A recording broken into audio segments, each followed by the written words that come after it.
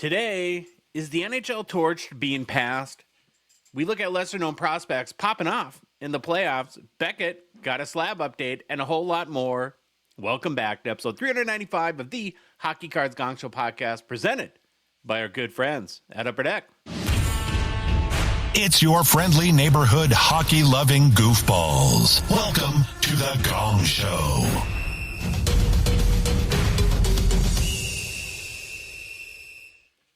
Hello, happy family. Welcome back to the Gong Show. I'm here with Baba Louie, back from a weekend away. And I'm here with Savan, who What's up? can never be away because where he's from. No such thing. No Moncton. Portal to Toronto and back, and that's it.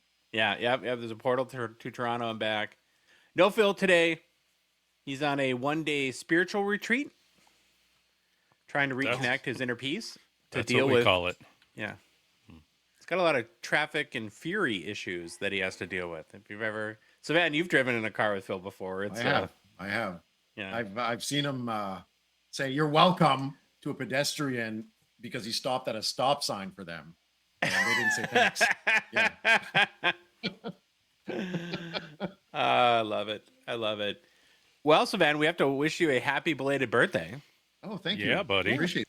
Thank you. Thursday was your big day. You turned 26? Yeah, I wish. Yeah, almost double. So yeah. Oh, great. And did you do anything fun for your big day? I did. Yeah, I went out with a couple of friends. Went and saw some live music, and early-ish night. But yeah, had a lot of fun. Okay. Yeah. Anything to report from the weekend, Louie? Nope. Wedding weekend, family together, no fights. Oh, good. She'll never hear it, but I give her credit. My daughter was the maid of honor, and she completely nailed her speech. I was really impressed. Oh, her. So proud of her. That's nice. That's great. She did a good job. There you go. Well, Saturday night was a night to remember for the upstart that we are calling Gong Show Breaks. Only on our second night of breaks ever, we somehow hit another monster card. Somehow outdoing ourselves from week one. Now, week one, we hit the 2023 Metal 97-98 Retro Gold PMG for Adam Fantilia. Of course, that's a 101. I sure didn't think we'd top that. But then, holy moly, we on Saturday night hit this card from 2020 SP Legends Signature Edition, the Gordie Howe All-Time Future Watch Auto 101. Unbelievable. Was very, very excited. I did not know that there's any 101 Future Watch Autos in that product. Mm-mm. Yeah, I didn't know either.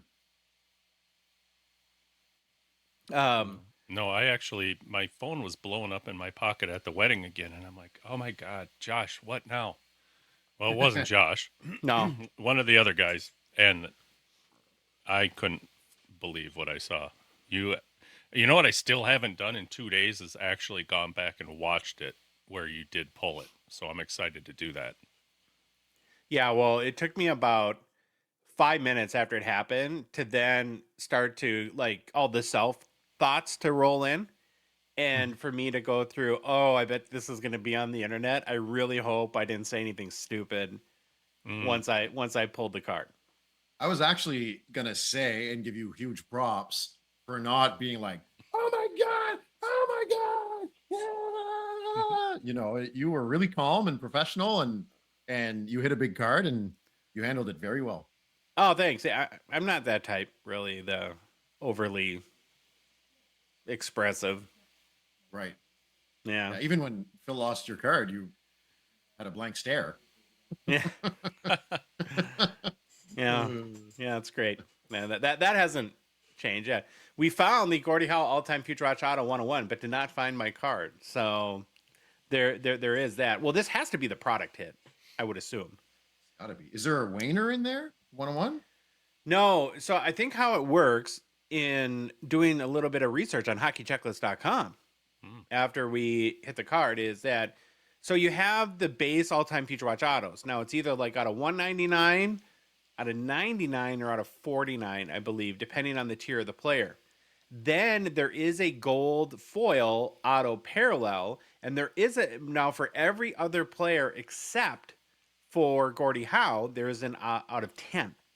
So there would Oh. be a Wayne Gretzky. I've never seen one surface, but there would be a Wayne Gretzky out of 10. They did not do a 10 for Gordie Howe. They did that as a 101. So is that the only 101? The only Virtual 101. Auto? My God, and you hit it. Wow. Unbelievable. Well, I know, and it's like 6 years or 5 years after the product came out too. That it was just, isn't that funny how those cards are just sitting in a box somewhere and Old Celebrini next. Right? yeah, or the Bedard. What about the? Yeah.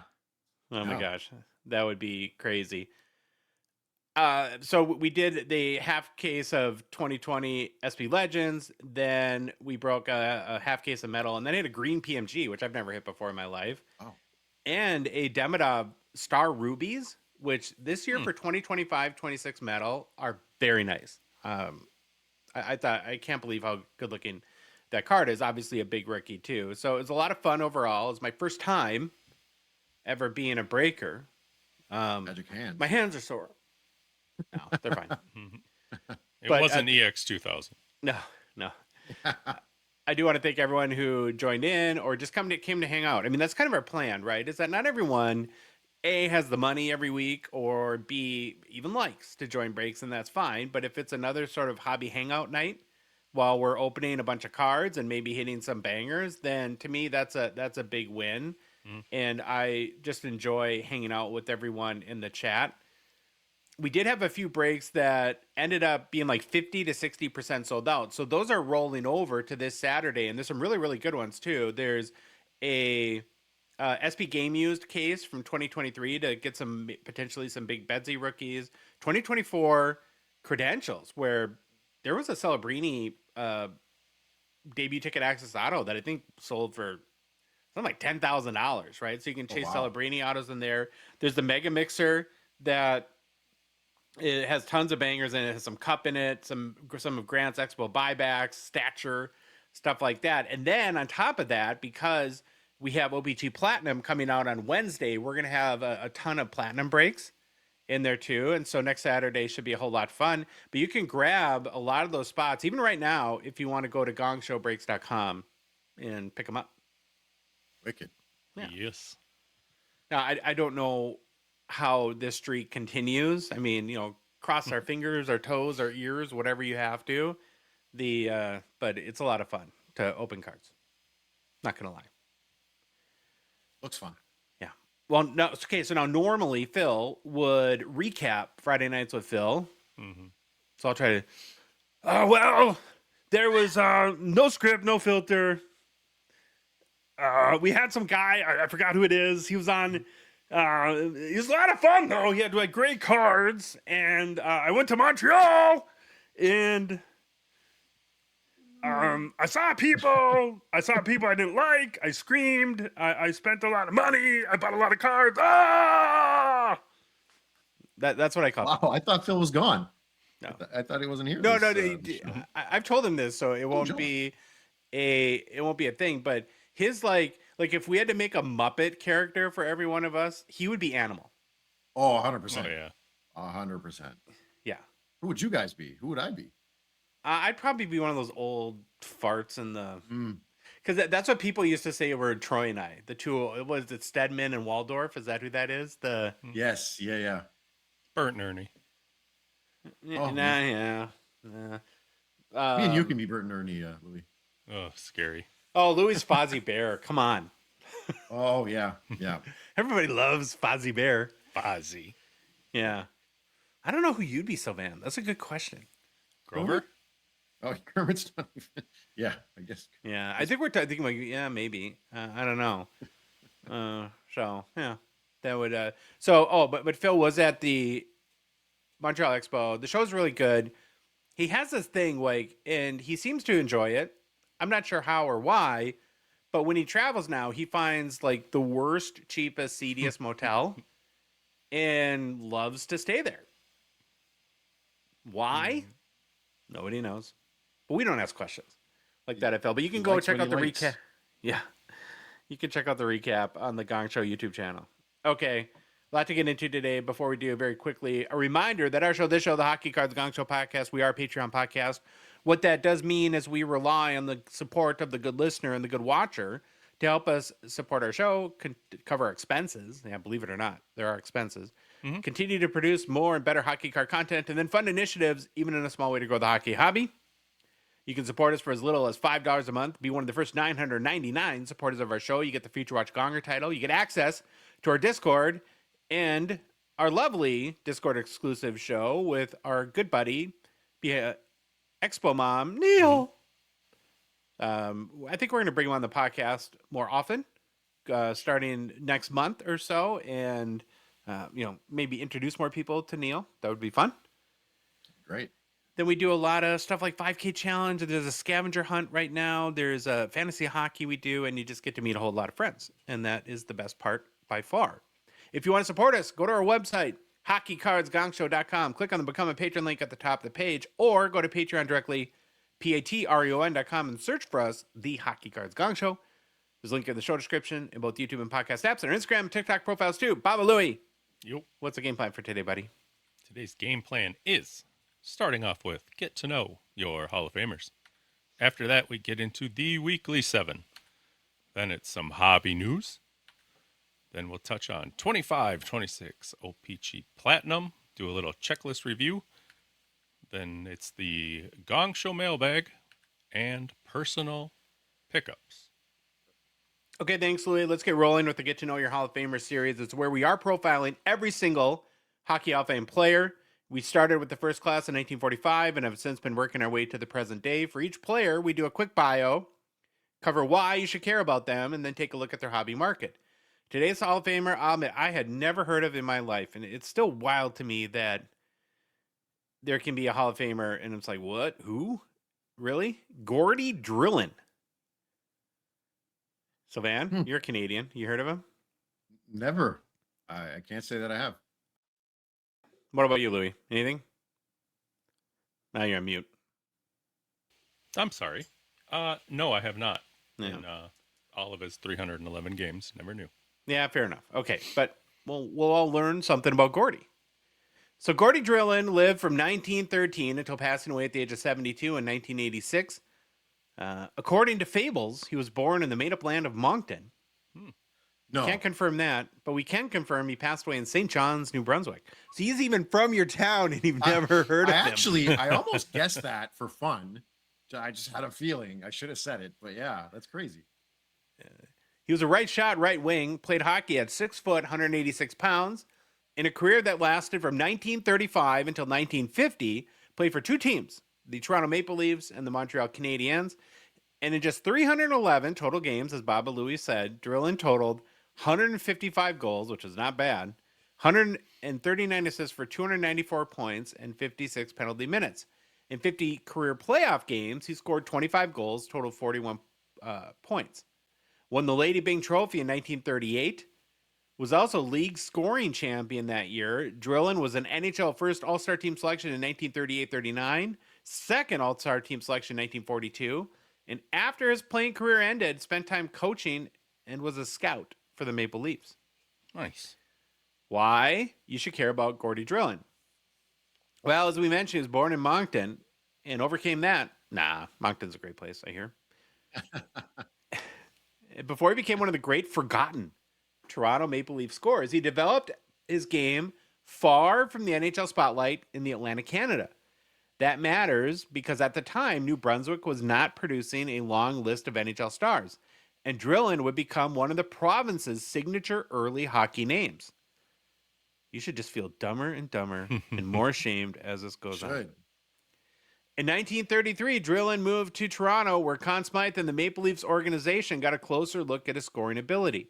He was not an instant NHL player, but entered the Leafs system at a time when the organization was still trying to build around the legacy of the old kid line era. Drillon spent time in the minors before reaching the NHL, including with Syracuse in the Leafs organization. His path was not straight jump to stardom, but once Toronto needed him, he made it very hard for the club to send him back down. His big NHL chance came early in the 1936-37 season when Charlie Conacher was injured. Conacher had been a major Leaf star, so stepping into that kind of opening was not a small assignment. But Drillon played well enough that he stayed in Toronto for good. His rookie season lined up with the arrival of another major Leafs figure, Sil Apps. Apps was the smooth, upright, gentlemanly center, and Drillon quickly became one of the finishers who benefited from playing with him. Toronto eventually put Drillon with Sil Apps and Bob Davidson, forming what became known as the Dad Line. Oh, jeez. Drillon, Apps, Davidson. It was a simple nickname, but it marked one of the most productive Leaf lines of the late 1930s. His role on that line was not complicated. He was there to score. Apps could carry and distribute. Davidson could do the supporting work, and Drillon had the hands and positioning to finish around the net. What made Drillon unusual for his era is where he scored from. He was known for going to the front of the goal, screening goaltenders, and getting a stick on shots before goalies could adjust. Well, that's pretty commonplace today, but seems like was one of the, I don't know, first people to do that. Is this a real picture? Yeah. Yeah, crazy, It's huh? a cool picture. And yeah, when I saw that and you started talking about his style, I was going to guess he was a in the net kind of guy, in the crease. Yeah. I wonder if this was colorized. Probably, huh? It must have been. I would say so, yeah. I didn't Awesome. do it. In 1937-38, only his second NHL season, Drillon had the best offensive year of his career to that point. Well, yeah, it was the second season. He led dumbass. He led the NHL with 26 goals and 52 points, making him the league's scoring leader in that 48-game year. That 1937-38 season was one of the biggest reasons Drillon is in the Hockey Hall of Fame. It was a short peak by modern standards, but in his era, leading the entire NHL in both goals and points made him one of the most dangerous forwards in the game. The Leafs reached the 1938 Stanley Cup final against the Chicago Blackhawks, and Drillon was one of Toronto's major offensive threats. Toronto lost the series, but Drillon had already established himself as more than just a useful line mate for Apps. He followed that breakout with several more strong seasons, which is what separates him from a one-year wonder. Canada Sports Hall of Fame notes that he averaged more than 20 goals per year during his NHL time, which was high-end production in that lower-scoring, shorter schedule era of hockey. From 1936-37 through 41-42, Drillon and Apps formed a remarkably productive partnership. During their 6-year run together, Drillon scored 127 goals while Apps scored 103, showing how much Drillon served as the line's pure finisher. Drillon was not remembered as a complete modern two-way star. His reputation was built much more around scoring, touch, net front instincts, and consistency. He was the kind of player who might not control every area of the ice, but when the puck got near the goal, he could change the game. By 1939-40, Drillon was still one of Toronto's top offensive players, scoring 21 goals and 40 points that season, again showing that his 37-38 explosion was backed by real year-to-year scoring ability. Drillon's playoff record is one of the most interesting parts of his resume. He finished his career with 26 playoff goals. And again, Canada's Sports Hall of Fame notes he retired as the NHL's all-time leader in playoff goals at the time, a mark later passed by Maurice Rocket Richard. His career reached its strangest chapter during the 1942 Stanley Cup Final. Toronto fell behind the Detroit Red Wings 3-0, and Coach Hapday made a dramatic decision by benching several veterans, including Drillon. That benching created one of the great ironies of Drillon's career. He was technically part of Toronto's 1942 Stanley Cup team, but he watched the biggest comeback in Stanley Cup final history from the gondola, basically, after losing his lineup spot. Healthy scratch, as they would call it today. Toronto then won 4 straight games to complete the only comeback from a 3-0 deficit in Stanley Cup final history. For Drillon, it meant his only Stanley Cup came in the same series where his standing with the Leafs seemed to collapse. After 1942, Drillon was sold to the Montreal Canadiens. It was a major turn for a player who had been one of Toronto's top scorers for years, but the Leafs had moved on after that dramatic final. In Montreal, Drillon proved he could still score. During the 1942-43 season, he played on a line with Ray Getliff and Buddy O'Connor and scored a career-high 28 goals, even though it ended up being his final NHL season. That last NHL season is a reminder of how unusual Drillon's career was. He did not slowly fade away statistically. He left the league after scoring more goals than he ever had before. World War II affected the careers of many players from Drillon's era, and Drillon's NHL run was cut short after that Montreal season. He later continued playing outside the NHL before retiring for good in 1950. So his Hall of Fame case is not about longevity, it's about peak scoring, playoff production, and being one of the early masters of net front offense. He played in only 311 NHL games, but he left behind a scoring title season, a Stanley Cup connection, and a short run as the NHL's all-time playoff goal leader, and a place as one of the great early hockey names from New Brunswick. Wow. Interesting. You guys didn't do Willie O'Ree yet, did you? No. No, not yet. He's also from New Brunswick. That I know. Okay. Well, good. Now you're starting to redeem yourself a little bit. So, Yay. okay, we'll take a look at Gordie Drillon's hobby market. His rookie card is in the 1937 O-Pee-Chee set. Card number 142. Don't see these cards very often. The highest selling copy is a KSA graded 4 that sold for just $275 in May of 2022. And that's kind of it for Drillon playing days cards, because just like hockey got a little iffy during World War II, to say the least. Hockey card production started to shut down. Now, in the late 1930s, you had these like Type 1A photos and postcard kind of stuff, but I don't consider them really hockey cards. And maybe somebody could debate me on that. But really, the next and only other Drillon card I could find is from the 1955 Parker set, which I think had one of the first inserts that we've ever seen in hockey. They had old-time greats. And his card is number 25 in that set. Also one of the first variations that we know of them. Well, maybe not there. I might be speaking out of turn. But the highest selling copy is the Quaker Oats variation, which I'm guessing you got with the breakfast cereal. PSA 9 sold for $2,369 on December 12th. So his highest selling rookie card is $275. Mm-hmm. And this Quaker Oats, which I'm assuming that this is probably more of like a set registry kind of buy, because it went for 10 times his rookie card there. But that's pretty much it. So there you go. There's your Hockey Hall of Famer. The Quaker Oat ones are pretty rare. They're quite rarer than the regular, like the Redbacks. And with that red border, to find a PSA 9 is probably virtually impossible. No kidding. Yeah. Were these in the cereal box, like in the bag, or was it on the box? It's a good question. I'm not even sure. I'm guessing it was in the bag. Yeah. There are some decent grade ones. Did you guys ever have to fight with somebody about who got the toy out of the cereal box? Surprisingly, no. I have 2 siblings and we never fought. Okay. Well, my parents put an end to that quick, and it's whoever's bowl it fell into. Oh, okay. Who ate the most cereal then? Somebody probably pounded. Yeah. I don't know. My brother and I ate cereal like it was going out of style back in the day. I know. It does not last long in my house ever either. So there you go. Okay, it's time for us to check in around the world of hockey, see what stories have captured the headlines in the past week, and I guess debate their hobby impact. We call it the Weekly 7. Let's skate on over to the NHL. So Van, you been watching the playoffs at all? I have, but less this week. I missed quite a few games. I checked the recaps, but I haven't watched the full game since I'm back from Toronto. Except Minnesota, Colorado, sorry. Aw. So sad.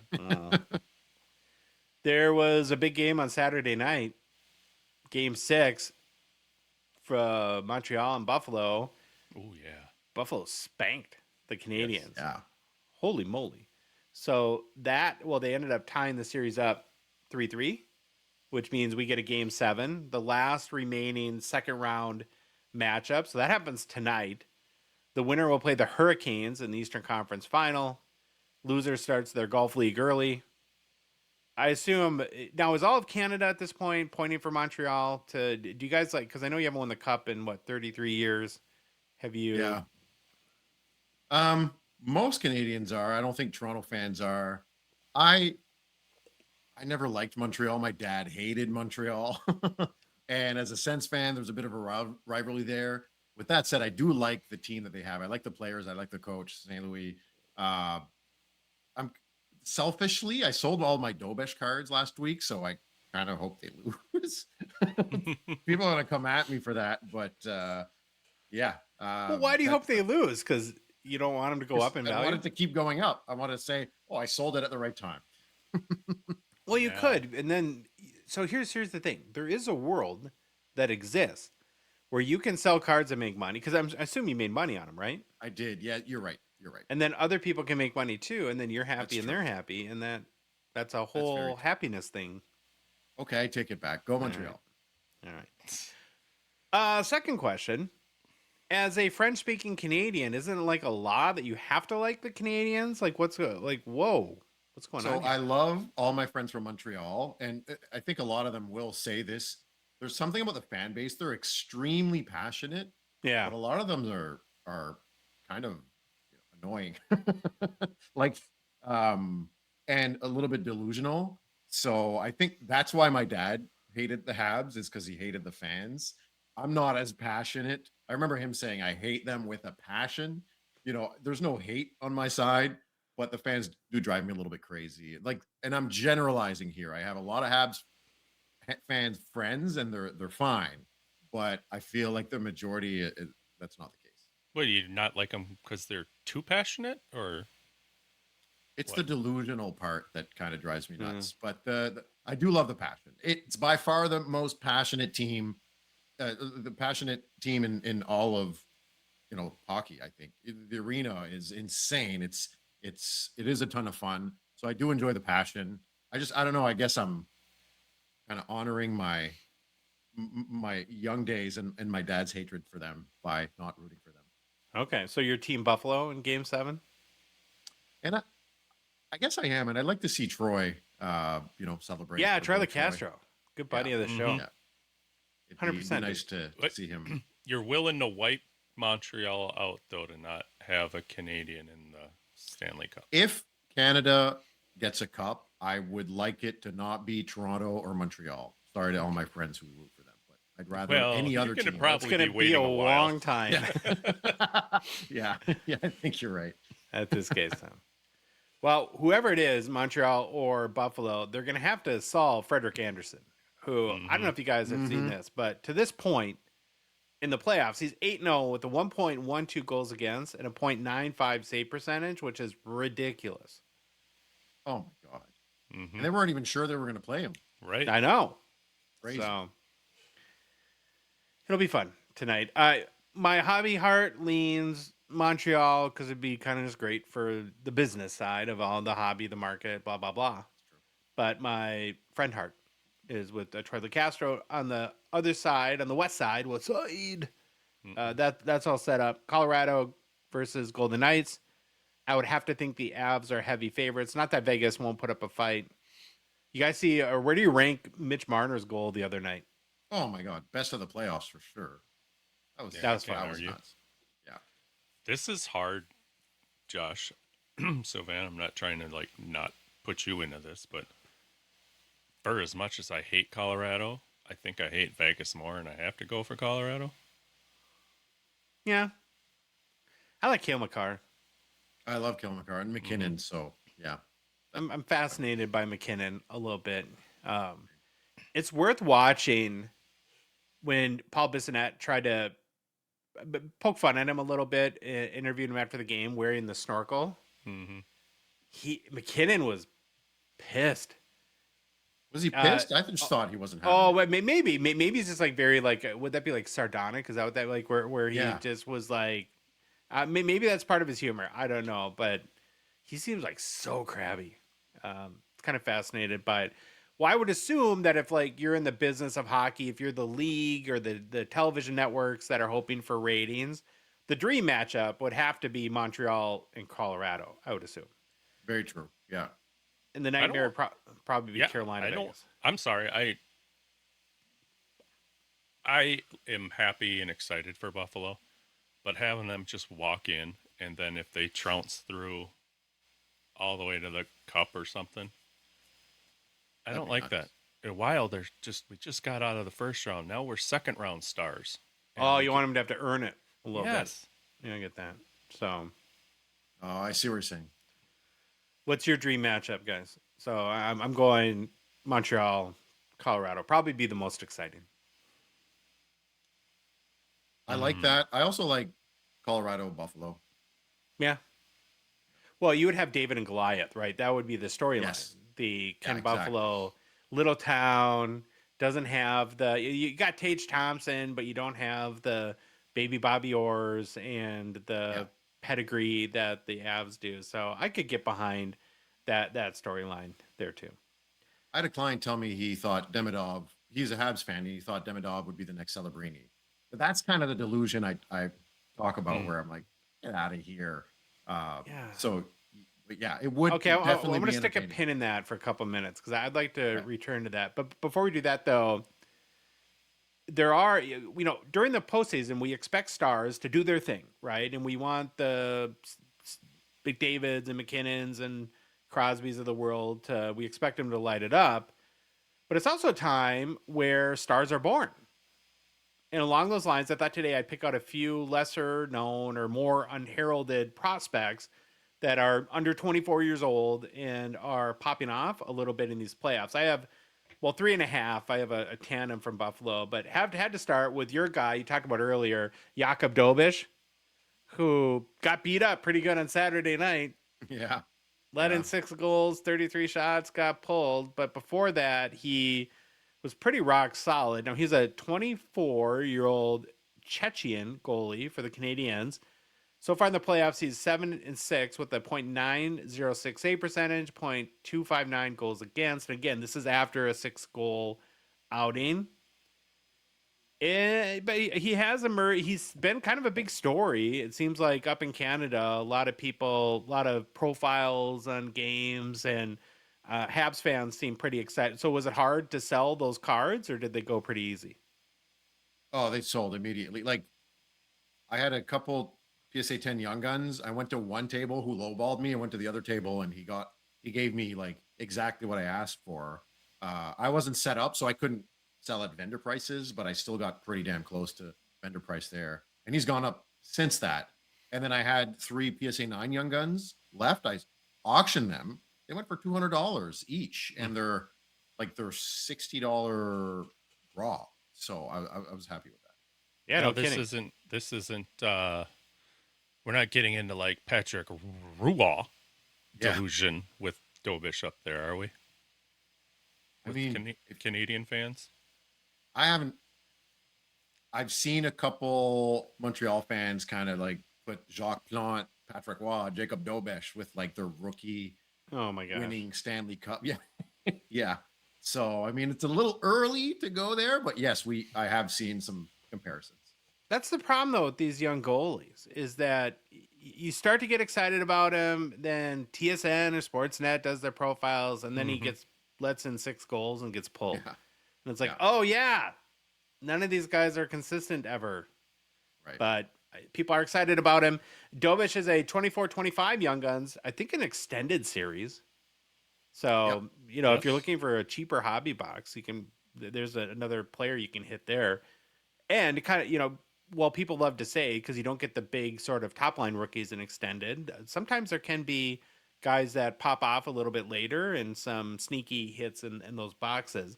So he's a 24-25 extended series Young Guns. PSA 10 popped just 196. So you had a couple of basically less than 200. Sounds like 38% gem rate, less sold for $450 US on May 14th. And pretty flat over the past month. But okay, the next player that may be worth looking at, Jackson Blake of the Carolina Hurricanes. Just 22 years old. Really had a great series against the Flyers, kind of his breakout. So far, he has 4 goals and 11 points overall in 8 games in the playoffs. And that's the thing with these Carolina guys. They've only played 8 games. You've got the guys on the Canadiens that have played 12 games at this point. Yeah. Now, the only Hurricane this postseason with more points is Taylor Hall, who has 12. 7 of Blake's 11 points came in round 2. In the clinching game, he had 3 points and scored Carolina's overtime goal to secure the W. Just finished his second season with the Canes, producing 22 goals, 53 points, and 81 games played, which is probably 30 goals on any other team.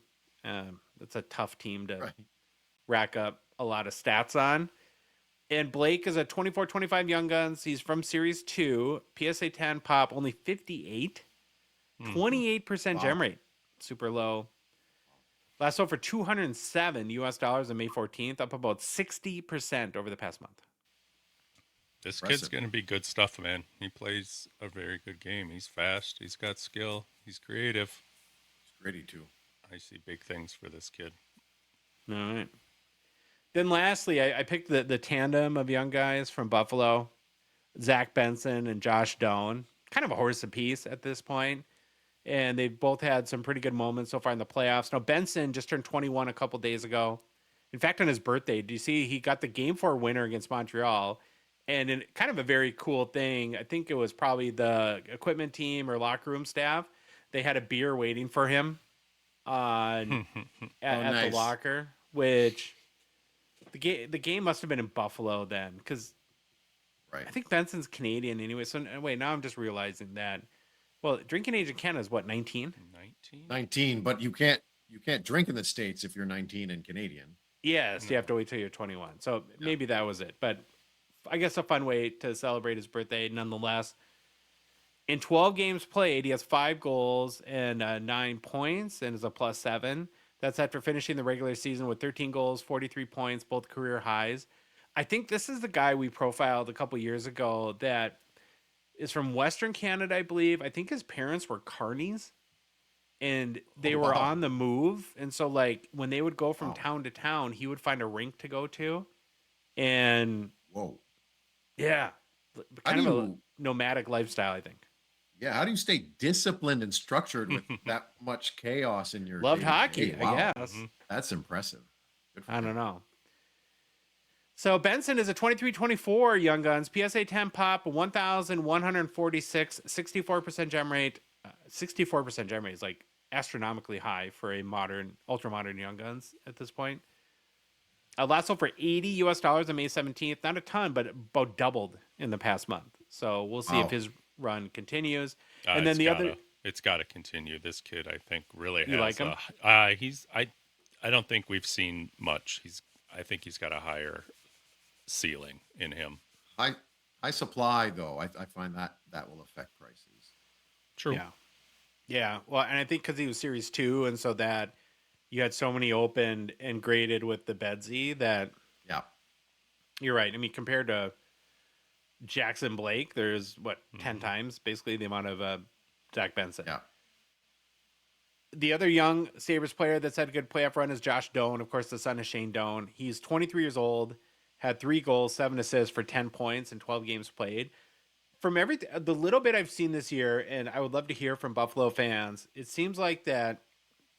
I remember when he came in, like people were almost like a lot of these young prospects we try to make into the next Mario Lemieux, but it's almost the opposite. Like Doan's going to be, kind of a version of maybe of his dad. He's not going to be lead the league in goal or the Rocket Richard winner or anything like that. More of a awesome like third line kind of forward who will play gritty, score a little bit, and just be have a solid 10-year career guy.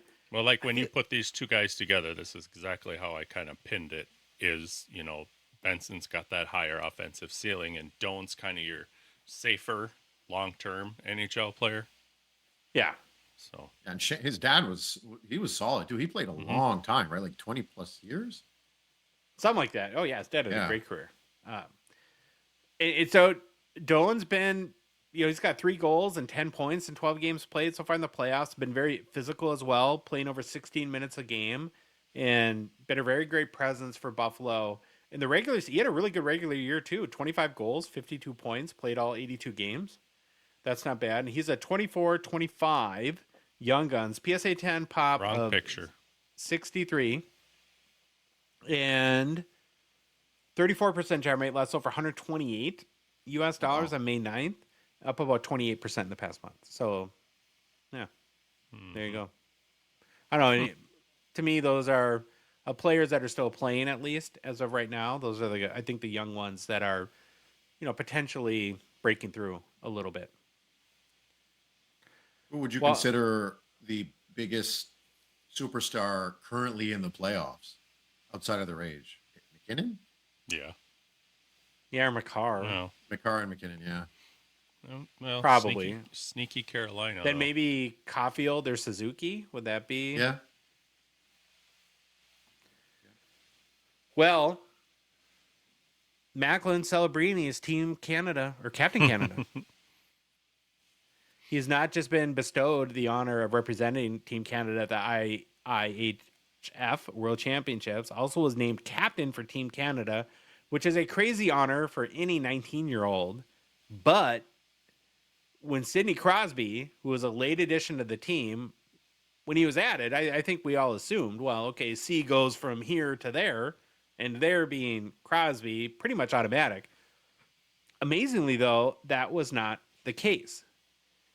In a team meeting that did include Crosby, it was decided that Macklin would remain team captain, making it, Savannah and Bob Louie, the first time Sidney Crosby has represented Canada without donning the C on his sweater since 2010. Wow. It's a 16-year run of having an extra patch. Now, he did get the A, so there's that. And remember I said stick a pin in Demidov is the next Celebrini? I don't know if there's going to be a next Macklin Celebrini for 10 years or more. I agree. I think it's pretty...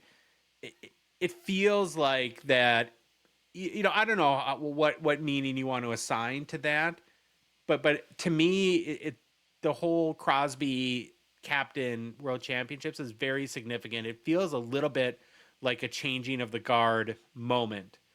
And to me, another huge sign of just how special, not just like people in the hobby, but the hockey world, how special they think Macklin Celebrini is. I mean, there is no... Players. Yes. Yeah. I mean, there's no probably greater sign of respect from Crosby than that, right? I agree. I Very think classy. it's well earned. I mean, this could come down to a conversation of at what point do you pass that torch? Should Crosby just be grandfathered in until he's done to wear it? Macklin wears an A then? Or time is now?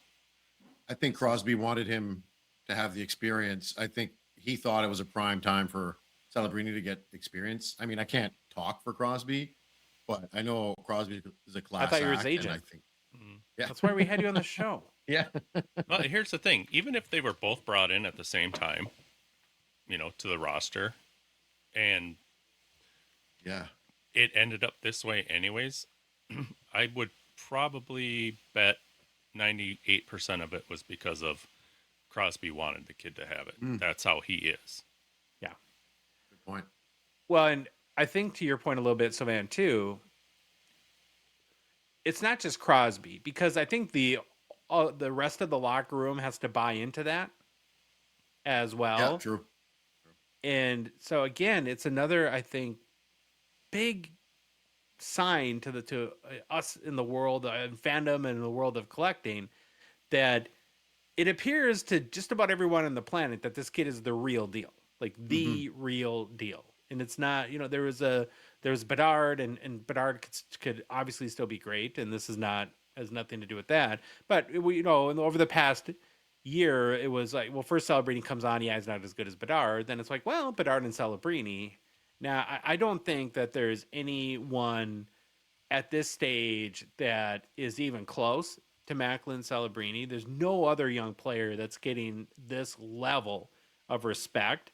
And I don't know about you guys, but I put a lot of stock into that. If Sidney Crosby's giving up his captaincy, and all throughout the year, you're hearing that all these like articles with gushing quotes from players and coaches, or it wasn't like John Cooper, who was like basically writing him a love letter or Paul Maurice, I can't remember which one, in press conferences after their teams had played San Jose. It seems like something pretty strange or tragic would have to happen at this point to derail where we seem to be going. Yeah, and even San Jose's coach, I'm drawing a blank here, but he teared up when they were eliminated and they had like a final interview. Like, tell us about Celebrini, and he was crying. He was crying because of how special Celebrini is. That says a lot. I remember, I don't know if you felt this way, but I remember talking to Grant back to the Fall Expo, and he said himself, I think, and a lot of vendors were kind of staying away from Celebrini because they were just nervous that it was very much the beginning of the season, and it was a little bit of an unknown at that point, Mhm. which what were 6 months later, and that notion seems like insane at this Yeah. point. Yeah, I agree.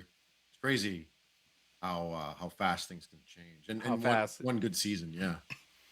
Well, and we see all of Celebrini's on ice stuff, and the kid is amazing. And I hate to say you're going to give the C to the best player because the best player doesn't always deserve this. And I hope that he is the leader.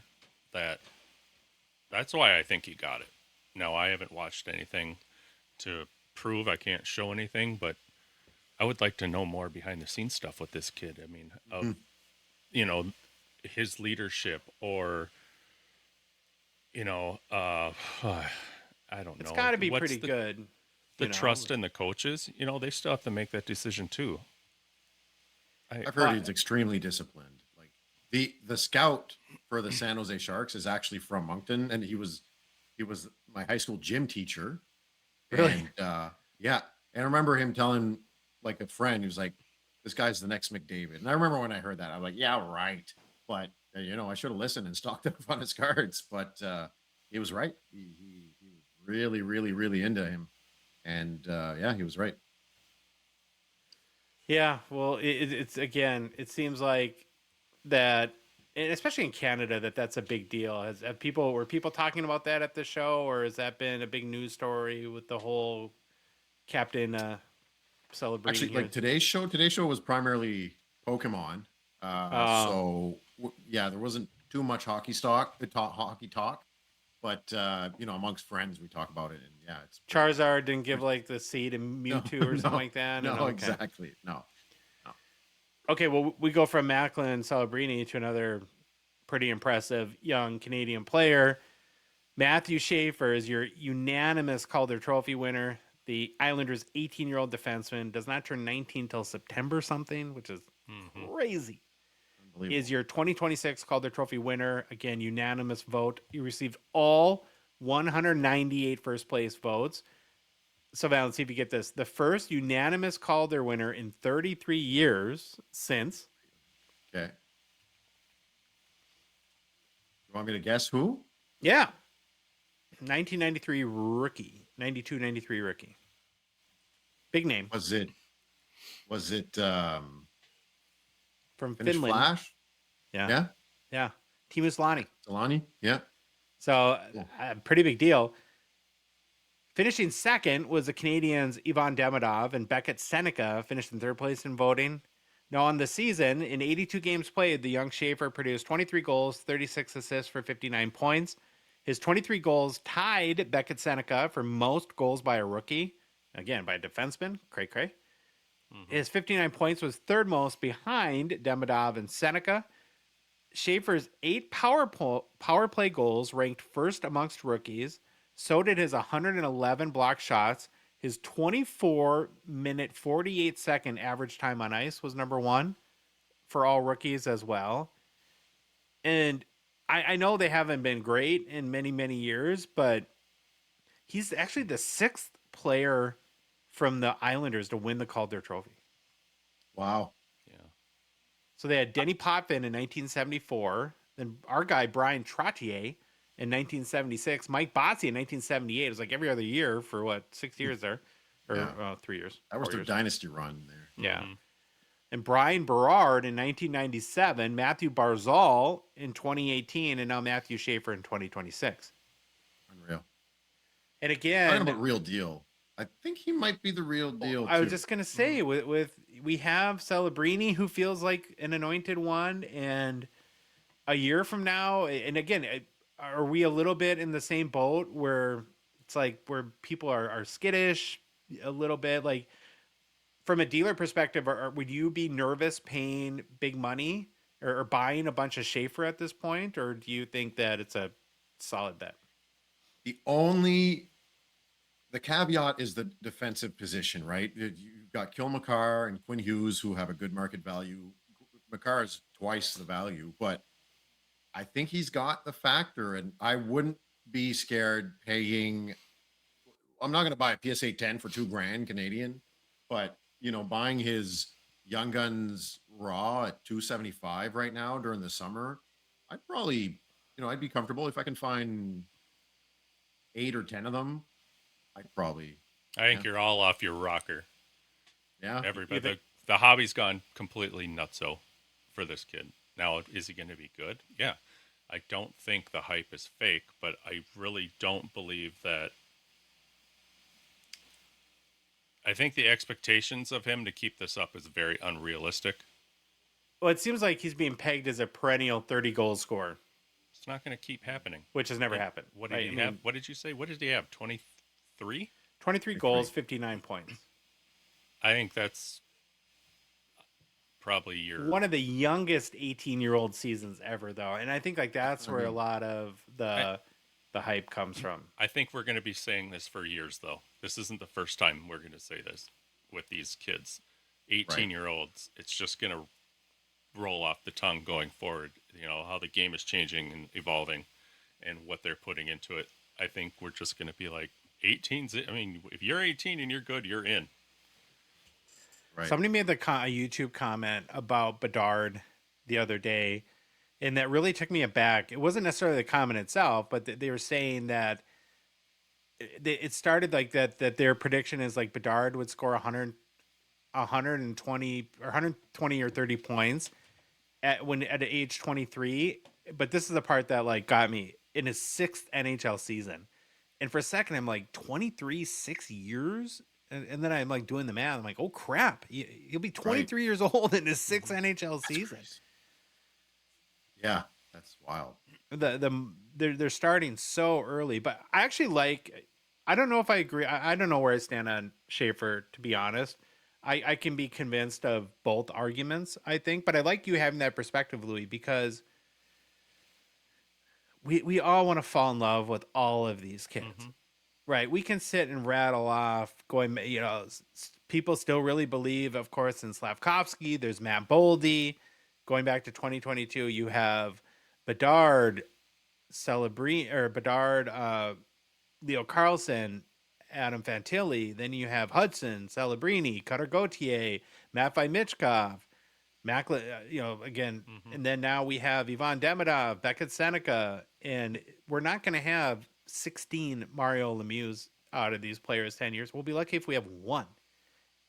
But since McDavid Matthews, I don't think anyone has had an as impressive, and McDavid was hurt, but since Matthews, I don't think there was an 18-year-old. Yes, the hobby went crazy for Bedard. The hobby went crazy for Celebrini on his 2nd year.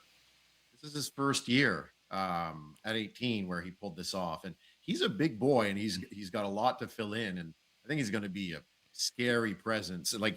He's got an aura, and it's really fun. He has that it factor. He has that where, and that's something too that I wanted to bring up, which is, and I think I know for a fact Celebrini has this, and Schaefer might have it too, is that we can do all the data points we want, all the stats, all the quotes, but there seems to be something where that it's like we as a collective, whether it be, if you want to even just take from the hobby parlance or players or coaches or league or fans or media, whatever it might be, where they just seem to I'll go back to that word anoint, just anoint a player the guy, where everyone just, this is the guy. And it appears again that that's happened with Celebrini, where there's very little, I don't know many people that are doubting him at this point. And I think to what you were just saying, Sylvan, when it comes to Matthew Schaefer, he has that feel where it's sort of the consensus seems to be that he's the guy. And, obviously next year will be very telling to see what he can do back to back. But I also can see your point too, Louis, where it's pretty tough for a defenseman to, what's he going to have to do to continue this trajectory? I would still say right now, though, he has that it factor because, to me, that's just a guy having the it factor is the game looks different when said player's out on the ice. Now, right now, there's that. I mean, he gets respect on the ice. He's got a personality. He's got the look. He's got the backstory that everyone can identify with and has sympathy for him. You know, he's not afraid to get emotional. I was on draft night, of course, in remembrance of his mother. And then they did the whole surprise thing on Good Morning America, where his dad brought out the Calder Trophy. And, it's kind of like, we're all suckers and we just, eat it all up, right? We love that stuff. And he's got a little bit of that, where a guy like, again, as much as I respect Nathan McKinnon, he's just crabby all the time. Yes, and that actually ties into a point I was about to make before you mentioned McKinnon. I remember 4 or 5 years ago when I was prospecting, and I remember someone in the Facebook group saying, it's not, hobby value is not strictly about points. It's also about the media coverage. And this guy is a great guy to cover media. Likability, like how likable, like the Q rating. Do they have a good smile? Do they talk good in interviews? Do they, do people just like them? I mean, likability. Yeah. Right. So. Yeah.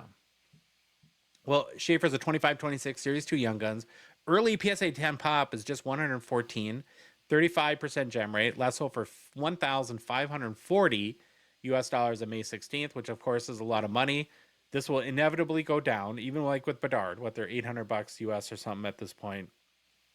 Now, as the pop count on a base Young Guns goes up, the value goes down. So be careful out there, people, as you're on eBay. Great looking card, though. Nice Young Guns for. Yeah, I love it. Schaefer. I kind of want to. I kind of hope he doesn't go out in the stratosphere, because I think it's like the first guy I really want to collect. Really? Yeah. Well, get on it, buddy. You need something. Well, in December, like Phil really wanted his Red Outburst, but it was like $5,000 US at the time, which now is double that or so. And he was like, well, that's way too much. And it'll come back down though, because again, as we know, next year might be Gavin McKenna or Ivar Stenberg or, well, on the Celebrini, isn't RJ Celebrini his 14-year-old brother? I mean, who knows what'll happen there. I don't want to predict a 14-year-old, or 15-year-old, whatever it might be. We got to talk some coaching next. So the NHL coaching carousel is in full swing. Now, while Canada might generally be cold, the coaching seats have sure been hot this past week there, Sylvan. 2 big teams in your country have vacancies.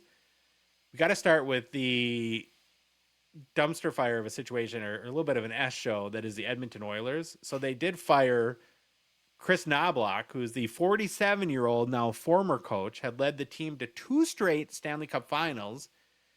And it got pretty messy when it leaked to the media that the Oilers were seeking permission from Golden Knights to interview Bruce Cassidy for the head coaching position this past week. Cassidy was let go by Vegas this season, still under contract, so that they would need permission. The problem was, at the time, Chris Knobloch was still the coach of the Oilers. Oopsies. That's terrible. That's so bad. Yeah, but that would be, I'm sure, he's sitting by the pool, enjoying the off season with his family, and then Louis, you talked about your phone being blown up, and how would you like to get those texts? It appears that your employer is hiring other people for your job. Right. Oh my God, it's terrible. So once that got out, the team moved quickly to inform Knobloch that he was being let go. To me, this is a pretty obvious sign that Edmonton is now in full-on desperation mode to win immediately. And it also shows how brutal professional sports can be. You got to have a tough skin. Oh, yeah. Yeah. You're hired to be fired. That's how this goes. Fair enough. Whoever they hire, though, is going to have tremendous pressure out of the gate. I don't... Would you want that job at this point? I mean, let's say you start the season, I don't know, 4-6. Are they calling for your head after 10 games? I wouldn't take that job unless they switched goalies, unless they trade for a goalie. You know what I mean? Mm-hmm. Which makes you think that they're going to have to hire a very veteran coach that is not a young guy or gal who's in the beginning of their career trying to establish themselves, but is more of the kind of the torts end of the career where I go ahead, fire me, I don't care, right? And wouldn't necessarily feel this maybe the same amount of pressure. But man, that's a interesting situation to walk into. And then on the Maple Well, Leafs hey, side, yeah. Before you get in, well, go ahead. I can say it after this. Okay. It'll make sense still. I was saying on the Maple Leaf side, new GM John Chayka, I think Chayka, he was wanting a fresh start in explaining their decision to fire coach Craig Berube this past week. It seems like John and Matt Sundin had a number of internal meetings over the past week, and that was the decision they came to. I think they were pressed to try to figure out maybe what degree or any of the feedback from their meetings with key players like Matthews and Nylander, if that contributed to that decision, but I don't think they would give up that information. So now we have another premier Canadian team looking for a new head coach. The Leafs do, I think, have a worse overall roster than Edmonton, but they do have the number one overall pick. So in your guys' mind, what's a better job? If you had to take Oilers or Leafs, which job are you taking? Oh, man. Toronto's got brutal media. Edmonton too, but not to the level of Toronto. Neither of them seem like very fun jobs to me. I'm just going to go. No, I agree. No, but Bruce you're Boudreau would be going a back good to your guy. carousel part. Here's Yeah. what's going to happen. These two are just going to flip flop. That could be. Well, you're hearing names like Bruce Boudreau, Peter Laviolette. I think I've heard. And it's going to be the retread, right? You're not going to hire a 34-year-old first-time coach to head into that situation. So what you're saying, the cycle is you get fired, you go to NHL Network, work the desk for a while, and then you get back into coaching again. Yeah. Okay. Now, I wouldn't be surprised though if one of these two was for the other team. And I think some other teams like Vegas, depending on what happens this postseason, could have because I think they're an interim coach. Oh, I mean Torts. I mean if they keep him or not, and then New Jersey, who knows? We could have a couple other options as well. I remember people saying Torts is going to destroy Marner. He's going to, but I mean, look at Marner go. I know. Yeah. I think Torts is great for 6 months, and then he has a solid, firm expiration date and spoils very quickly. And it's good that they got them before the playoffs. So yeah.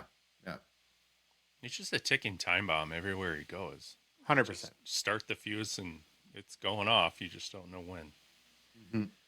Okay, a couple more quick things. I want to talk about PHL real quick. So there will be a Canadian champion in women's professional hockey this year. So for the first time in the league's short history, we have an all-Canadian PWHL finals. Montreal taking on Ottawa in a best-of-5 game series. Montreal is the playoffs' number 1 seed. Ottawa is a 4 seed. In Game 1 on Thursday night, Montreal won 3-2 in overtime. Game 2 went to overtime as well, with Montreal again coming on top 2-1. Now, is it Victory? Is that how you say Montreal? Yeah, Victoire. Victoire. Wow. Okay. Yeah. Which I'm assuming stands as the English translation's victory. Is that? Yeah. Okay. Well, God, you're good. One win away from the Walter Cup because it is a best-of-5 series. And so far, it's been Captain Clutch, Marie-Philippe Poulin, leading all skaters in playoff scoring. She's in her mid-30s or young 30s at this point. She's been around for a while. She's got 2 goals and 7 points in 7 games played. I think the top 3 scorers are all members of the Victoire. Yeah. How'd I do? Yeah, that's good. Yeah. Okay. And it's probably a good thing for the third-year league to have a Canadian champion, just being real about the situation. I'd have taken it again. Yeah, with the Frost. Mm-hmm. I know, we're pretty dominant over here in Minnesota when it comes to the Frost. So through April, there's been about 7,000 PWHL cards that have sold in the secondary markets this year, according to Card Ladder. So it's about 4-month span. That was up 5% over the previous 4 months and about 10% up year over year. Now they are expanding. We have Detroit was announced, and I think isn't Manon Rayom is I think she's going to lead and be the GM of the new Detroit franchise, which is pretty cool. Interesting.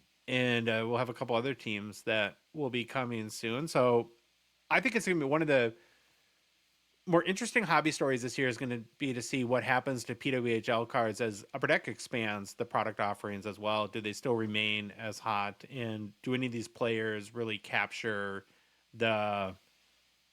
I don't know if there's, what I'm sure that they would love is to have their Macklin Celebrini or Caitlin Clark or Victor Wembanyama kind of sort of unicorn type young player. I know you have Captain Clutch, but she's more close to the end of her career than the beginning at this point. It's too bad for a player that great for that league to come out when she was in her 30s. Yeah. Last story, going homer on it. Gotta. Q Hughes open to re-signing with the Wild. Yeah, baby. Yeah.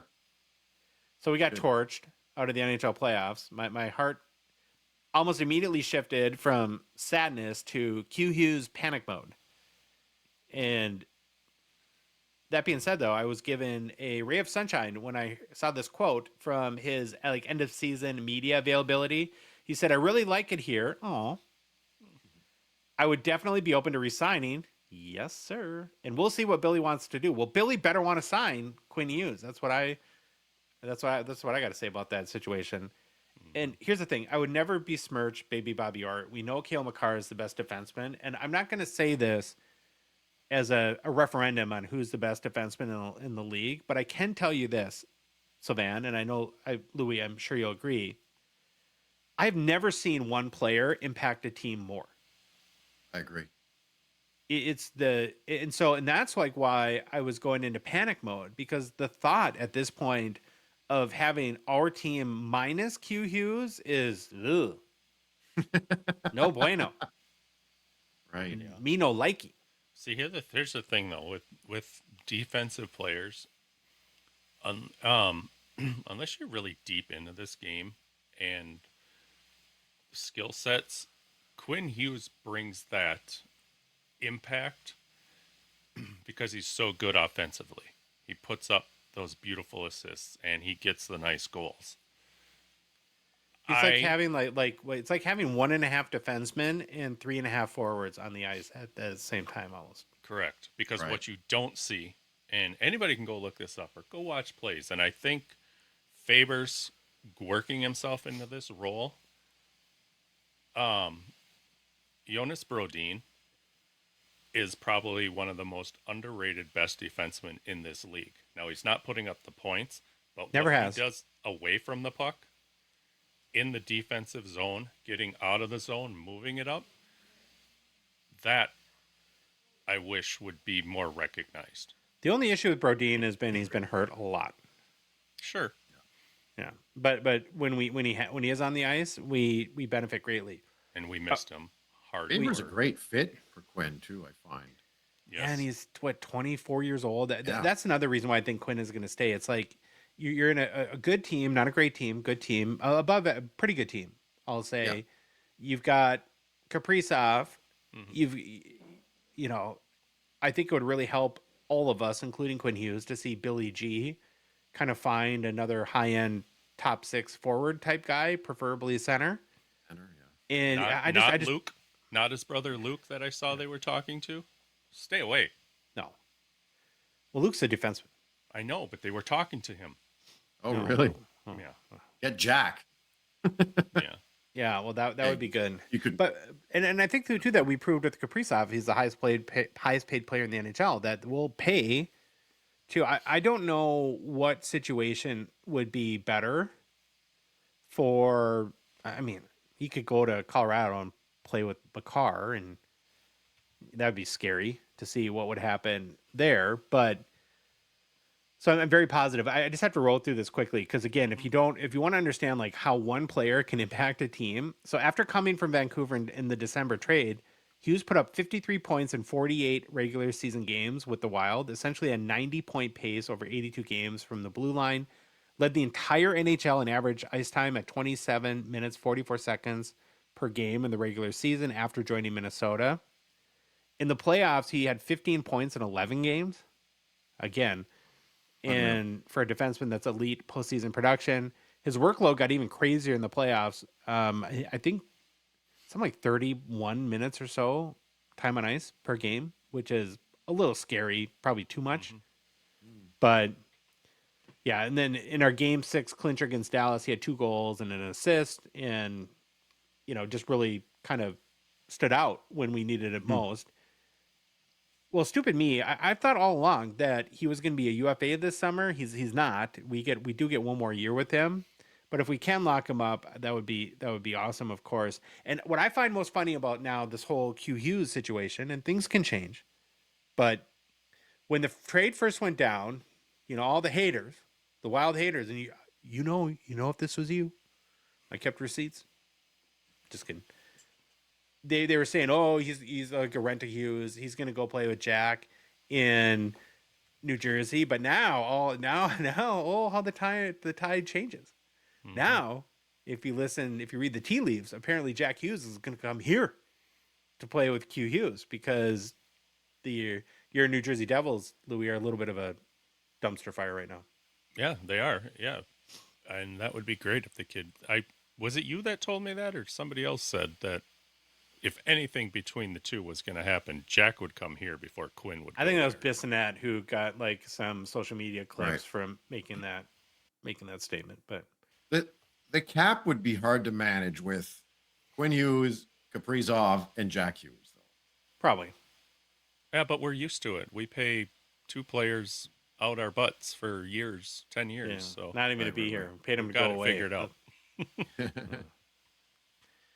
All right, there's your weekly 7. Slab Sharks, the Gongshow partner sponsor, thankful for their support of our show. The current Slab Sharks weekly eBay auction is live.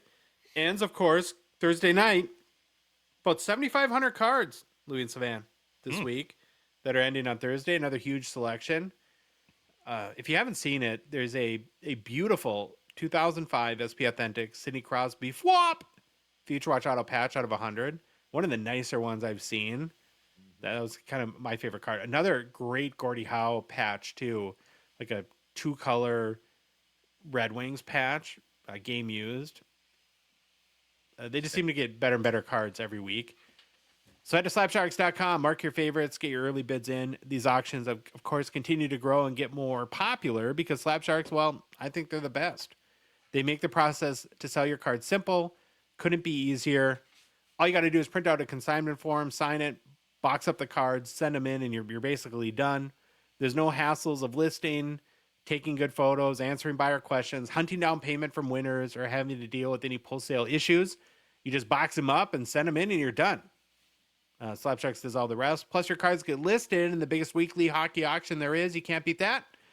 For complete consignment information, including pay rates, and get the submission process started today, head to slabsharks.com. We get that all the time here on our end, Savan. I don't know if it's same thing for you, but people are always, they're like, that's it? Mm-hmm. And we're like, Yeah. Yeah, They're often like, okay, where do I fill out all the cards? I'm like, you don't have to. Yeah, Just put the number of they have to cards. like list all like 312 cards, and it's like, no, Yeah. No. just write 300-ish cards, Yeah. sign it, Yeah. done. Take a picture for your records, and that's it. Right. Hobby news. Hobby news. Hobby news. Look at you, man. You got the vibe going on. I like that. Way to go, Sylvan. Have you guys been following the sort of Ryan Cohen eBay poopster story that has been making some waves this past week? Mm-hmm. I'm following it a lot. Yeah.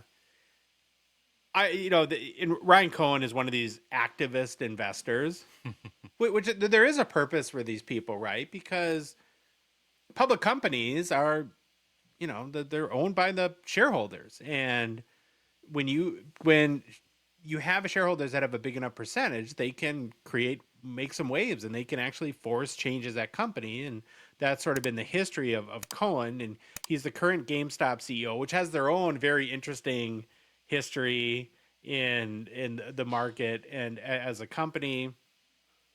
But it seems like this past week it's gone to a whole new level. And either he's nuts or he's playing the media game to a T, or maybe both. I don't know.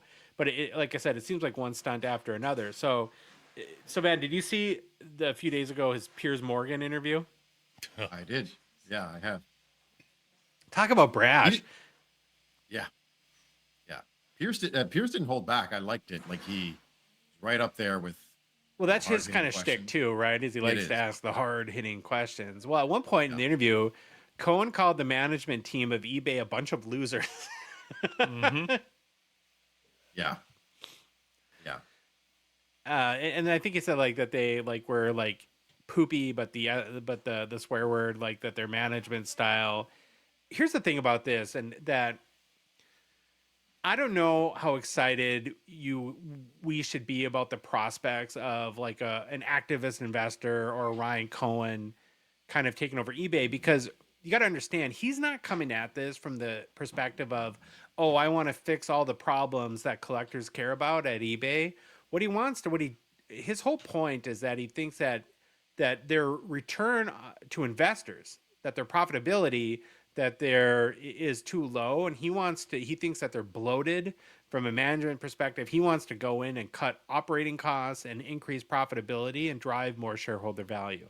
I don't know if he gives two twats about Shill bidding. bidding. Right. Yeah, I agree. And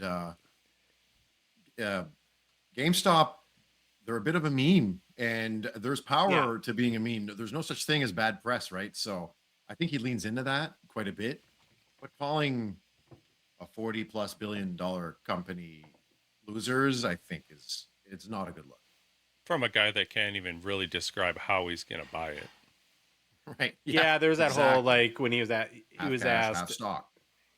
right, and I think like what they were trying to point at is that well, they don't have the stock value or the cash value to buy it, but I think that they had some plan to issue more stock at GameStop, and that's why companies go public. You issue stock to raise capital in order to grow, and I think their plan was to issue more stock to raise more capital to buy eBay, but then you're diluting GameStop in the process, and I would not be happy if I'm a GameStop shareholder at that, or I don't know if somehow that converts to your eBay stock or how that works, but I don't love investing that much, so I kind of understand enough to be dangerous, but that's about it. Well, So- now with like retail investors being a normal thing, that's why meme stocks can blow up, and that's what happened with GameStop. And Yeah, I just think when people were manipulating the market to drive up were they shorting it? Is that what they were doing, or were they? no, the hedge funds were shorting it, and then the retail investors were holding it and buying more, so it would go up. So Yeah. the guys shorting it lost a ton of money. And Oh yeah, sticking it to the man. I remember that. yeah, So. exactly. Yeah, there goes your teacher's pension funds. Like, I find that there's a lot of these like hobby headline type things. There hasn't been like really big earth shattering news in a while, and so we're grabbing onto these headlines like whatnot gets sued, and it's like, well, Right. actually, a couple people are taking them to arbitration. It's not exactly getting sued, or PSA a monopoly, and it's like, well, not really. It's like, yeah, somebody you can propose a class action lawsuit, but like only a tiny percentage of those that are ever proposed. Now, if it's accepted by a judge, then it becomes a big deal. And I think this kind of falls in that category where any sort of talking head that can get on a news show can go on and call people losers. But is there really anything behind this? I'm just not sure. yeah, I agree. So I think it's fun to talk about. It's crazy headlines. That's about it. Yeah, it's The other- noise. That's what I call it. Yeah, It's just no, that's a making good way to noise. put it, Louis. Noise. I think The, eBay's response was really good too. Like Yeah. why they Basically- rejected it.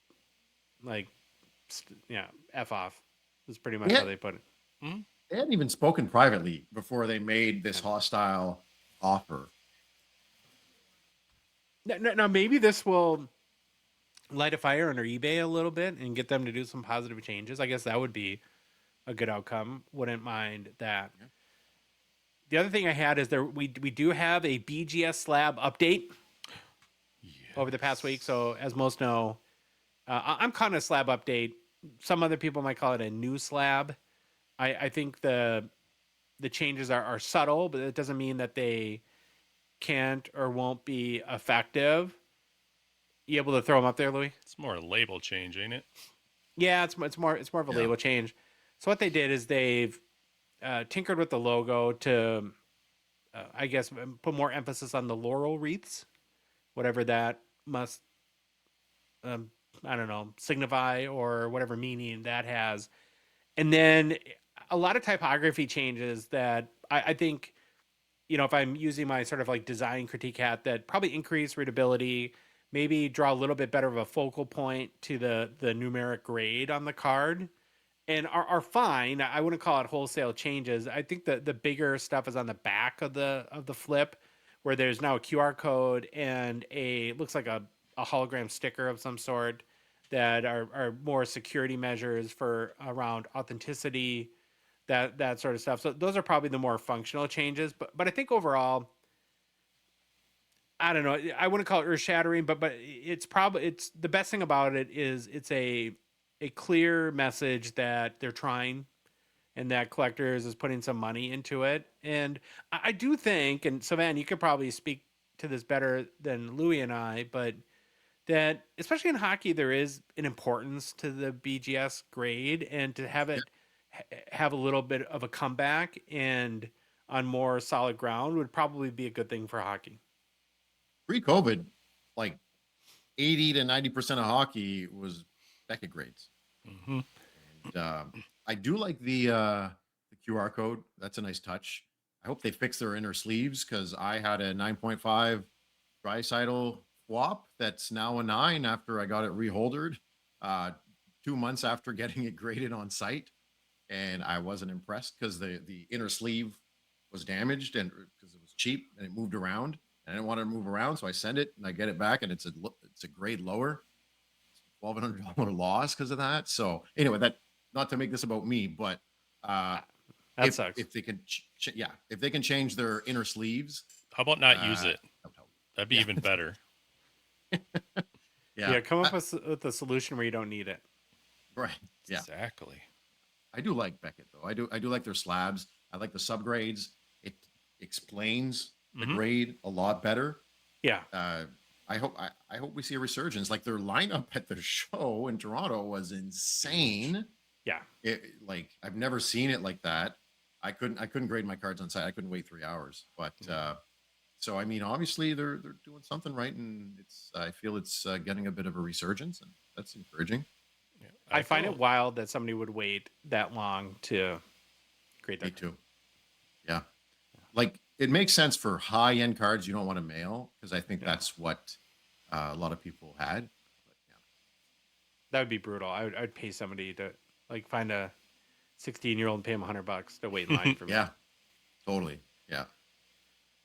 Okay, new product releases brought to you by Gongshow, friend and partner, GP Sports Cards and Grant's Hobby Shop, Total Sports Cards. If you're looking to get in the action this week on O-Pee-Chee Platinum release day, hit up Grant's Breaks at gpsportcards.com. Get your spots early, though. I'm sure they will go fast. Or if you buy your boxes anywhere in Canada through Grant's Hobby Shop, Total Sports Cards, you can either stop in Etobicoke or shop online at totalsportcards.com. Pick up your boxes there. And then finally, if you want to turn some of your cards into cash, Grant is always buying collections. You can reach out to him at a shop or message him on the GP Sports Cards Instagram account. Well, this is a big week in the land of Hockey Hobbyville. Mm-hmm. You know, it's probably one of the top 5 releases of the year in 2025, 26, O-Pee-Chee Platinum. I guess debatable there, but one of the top ones nonetheless. We're going to get some more, the Matthew Schaefer, Ivan Demidov, Beckett Seneca, Golden Treasures, Seismic Golds, Emerald Surge, Orange Checkers, right? Those will be big, big cards. So today we're going to review the checklist and key card designs. We won't show all the cards and sets. You can look for yourself at any point on hockeychecklist.com. Like we always do, we'll start with the base set. So there's 3 components to the base set. We have base veterans, marquee rookies, and variants. Now, we'll start with base veterans. You get 6 base cards per pack for both hobby and e-pack. This is, I think, where we get into our first talker. There's 200 veterans on the checklist and 100 rookies. So the base set is 300 total players, which is pretty big, right? Yeah, no kidding. What does that mean? It to me, I take that as the hobby's getting more popular. They want to print more. So maybe you add 50 players to the base set, because now for all these parallels that we're going to go over, that those are more hits, which means you can produce more boxes. And so it might be a little bit tougher to find that Demidov, Seismic Gold, or Matthew Schaefer, Emerald Surge as a result. I just think there's Is going to be. it tough, or do you get like the same amount of rookie hits in a box? No, because I think everything stays ratioed, so the ratio Okay. of rookie hits would change. It just allows it. That's one on a parallel driven set. The way to make more is to increase the base set, because now Right.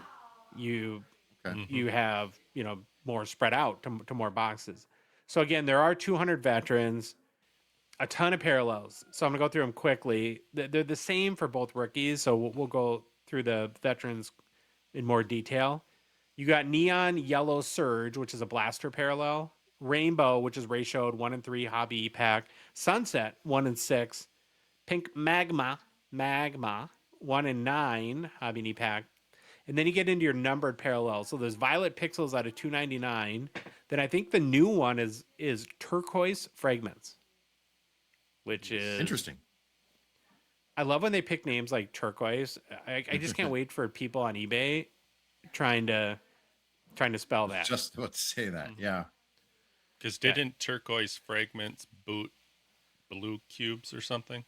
Yeah, it's just like a more of a sea green or whatever. It's that and bioluminescence nobody can spell, right? Right. So we got the new one is Turquoise Fragments out of 249. Then you got Red Prism out of 199, Arctic Freeze out of 99, Cosmic out of 65, Seismic Gold out of 20 or out of 50. You got your Orange Checkers. We're looking at the Macklin Celebrini out of 25, Emerald Surge out of 10, Bioluminescence out of 5, and Golden Treasures 101. Then on the marquee rookie side, there's 3 marquee rookie base in every hobby box. There's 100 rookies on the checklist, probably 10 or 15 known names. So 85% are going to be, a little owly, probably is, I don't know if that's the best way to put that, but not a lot of big names there. And same parallels, right? A little bit different ratios on the ratioed ones, but all the serial numbered ones are the same. Then finally, in the base set, you have base variants, and so these have been around for a few years. You have your mixed media variants for both veterans and rookies, and then you have your pond hockey. Here's the interesting thing about all these this year. Now they went back to there's no known odds. See, and I like that. Someone like you, Sylvan, probably doesn't, because you want more data to understand what you're dealing with. Yeah. Versus unknown, does that mean there's 1,000? Does that mean there's 4 or whatever in Right. between? Right. But I like the mystery side of it a little bit. Yeah. Yeah. I do like the mystery part. Like as someone who likes cards, I like that. But as a vendor, it's a little, the vendor part of me would prefer knowing the data, but the hobbyist in me kind of likes it. So on the mixed media side for veterans, there's 15 players on the checklist. Sidney Crosby, Jack Hughes, Andrei Vasilevsky, and Leon Draisaitl are the key names. On the rookies, there's 5 players on the checklist. You have Alexander Nikishin, Zeev, Bium, Ivan Demidov, Jimmy Snuggerud, and Ryan Leonard. And then pond hockey, which is my favorite of the variants. There's, again, 5. These are rookies. There's 5 rookies on the checklist. You have Zeev, Demidov, Snuggerud, Ryan Leonard, and then Matthew Schaefer. So we do get a Matthew Schaefer pond hockey. Good. I don't know, like how the pond hockey, if those are more investing type cards. I think they're very fun, and they can get pretty pricey. I'm sure Schaefer will go for big dough, but maybe more of a PC angle there. So when it comes to inserts, there's 7 total insert sets in 25-26 O-Pee-Chee Platinum. We have O-Pee-Chee Premier. I was trying to think. I don't know, and I suppose I can look it up again quickly here. If Premier, I know Premier has been in paper recently, but did they have O-Pee-Chee Premier in last year's Platinum? Maybe not last year, but I want to say like 2022, 23 or one of the years pre-Bedard had Oh, some. they did have Premier and Premier rookies.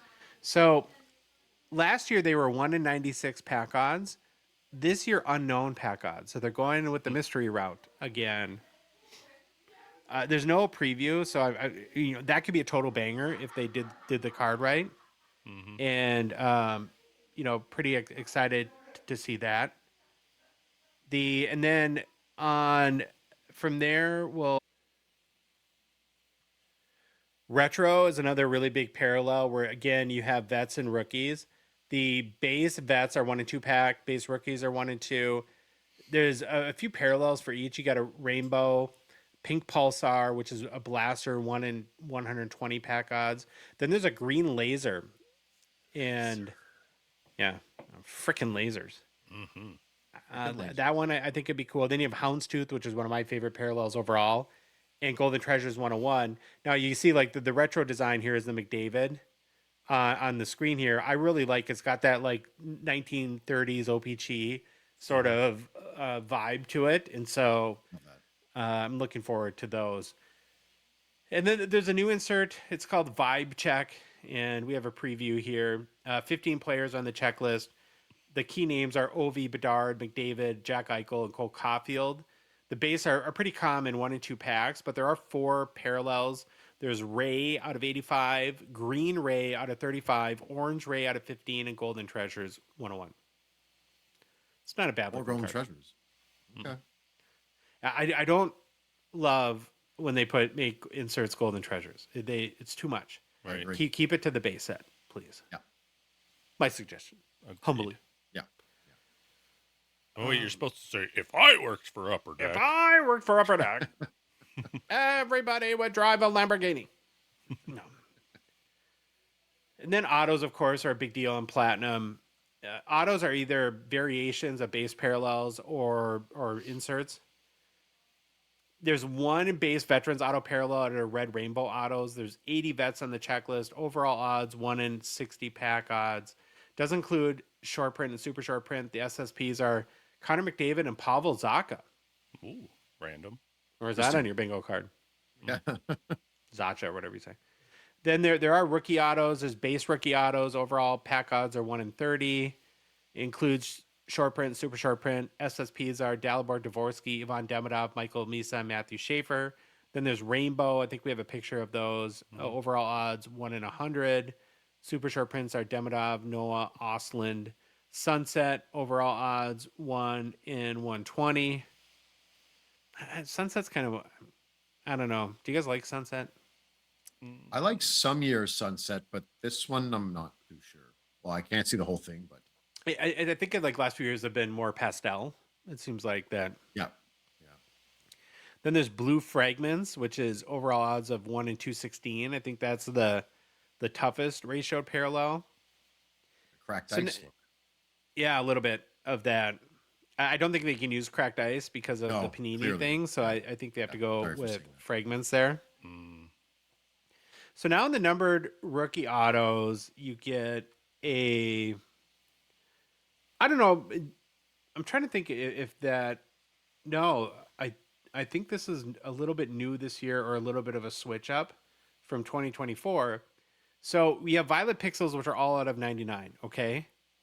Now for the next two, Cosmic and Red Prism, they're either out of 60. So Cosmic is either out of 65 or 50, and Prism's out of 50 or 35. The better the player, the more sought after the player, the lower the serial number. Sneaky.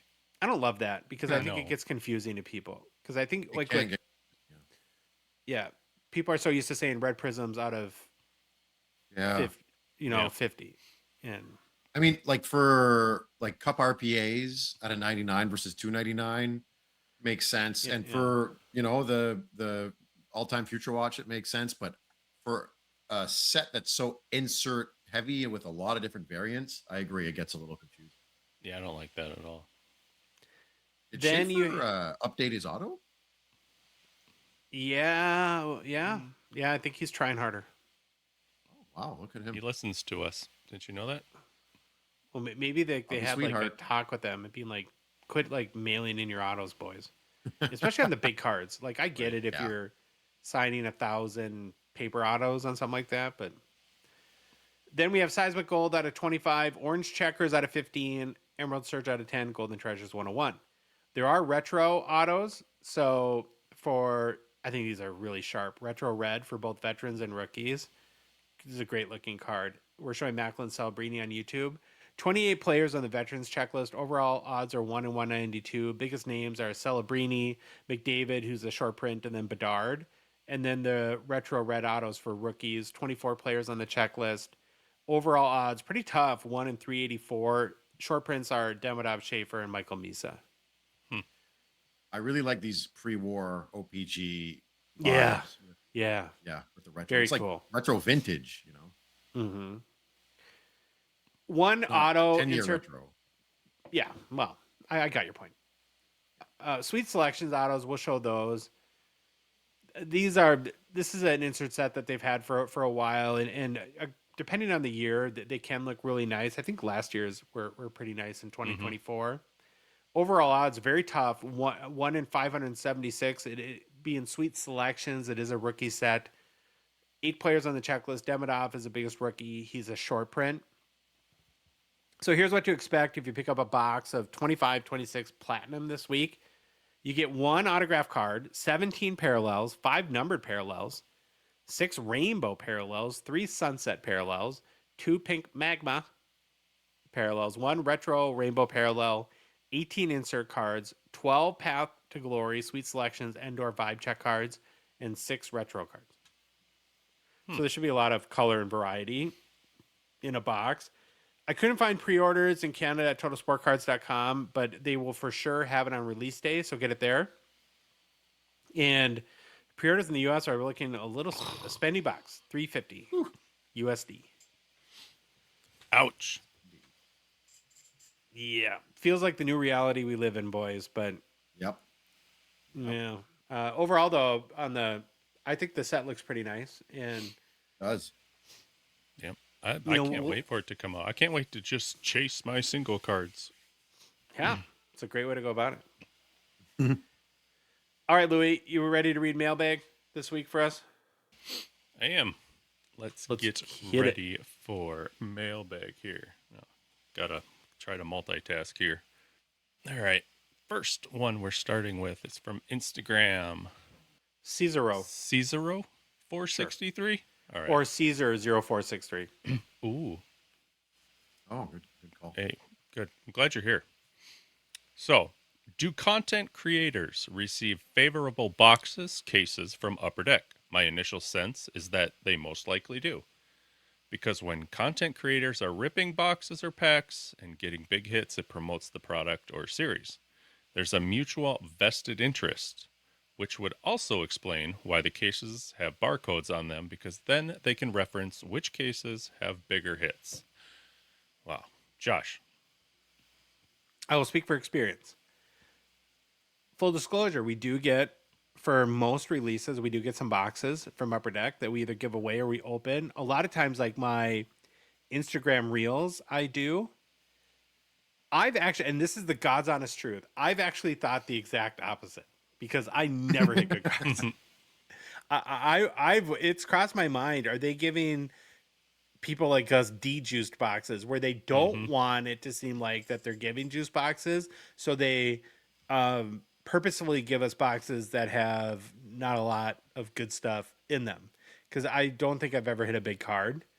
And honestly, I just don't think that they operate that way.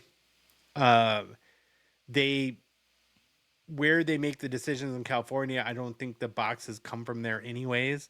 So there would be a lot of, I don't know all the inner workings of Upper Deck, but in our experience, the answer would be no. And I think the big hit cards that make the rounds in social media, they gain traction because it's such a big hit. Mm-hmm. You see that more than the non-hit ones, right? Yeah. Exactly. All right. Next question's from Instagram, MHB Hockey Cards. Got 2 questions. First one. As breaks continue to grow, where the majority of the time only hits are sent. Do you see a time when base cards are only in products like Flagship or become numbered like in the Cup, or are eliminated I completely? think that was from last week, Louis. Really? Yeah. So the question Oh, was in a okay. Here, hold on. How about this one? In a recent interview with Upper Deck, it was said hollow types are a 3-year cycle. Does that mean it'll get a redesign, or does it mean the set will stop after 3 years?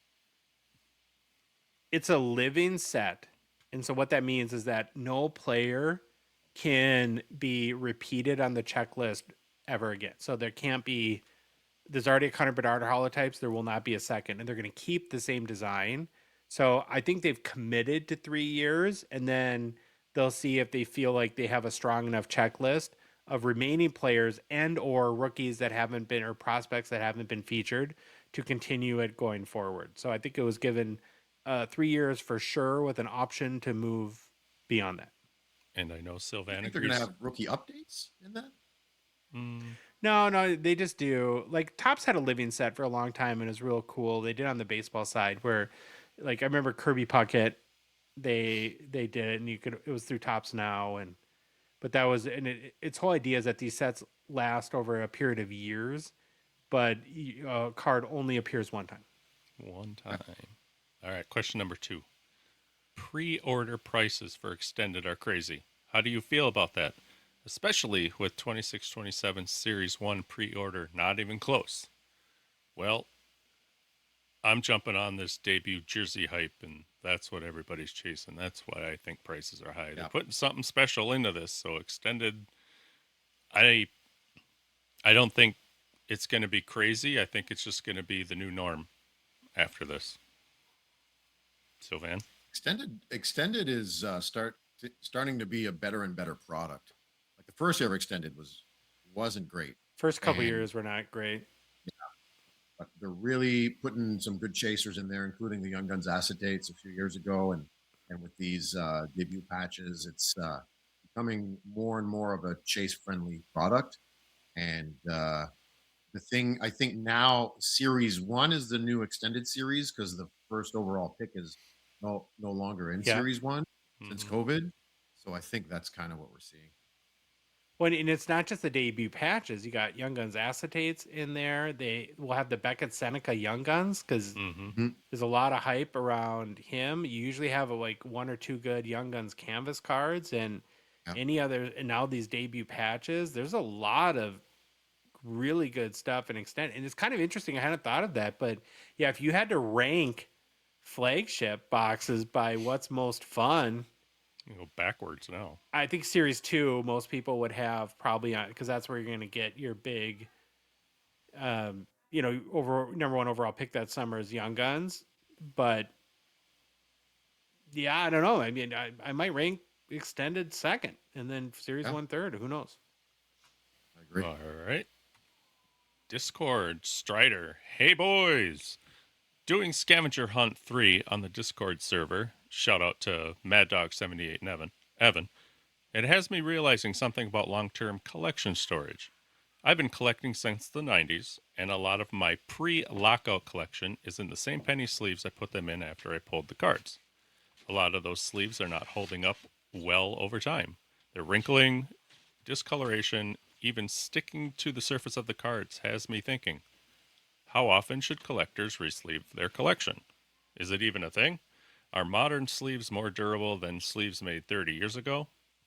Thanks for taking my calls, fellas. I'll hang up and listen to Josh's amazing answer. I had never thought about this, I hadn't either. Me neither.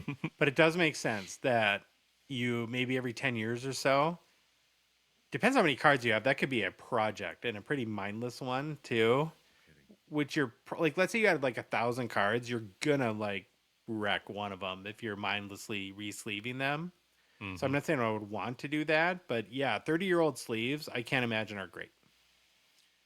I was actually, before he got there in the question, I was thinking, I think modern sleeves are a little bit better, but still 30 years in a sleeve is still, who knows. I like that strategy every 10 years, but use pre-cut corners so you don't wreck the card. Or flick the corner with your Yeah. thingy. But doing that one by one, that's why I say buy the Yeah. pre-cut one. The pre-cut ones are pretty sweet. The notched ones, Yeah. or whatever they call them. Yeah.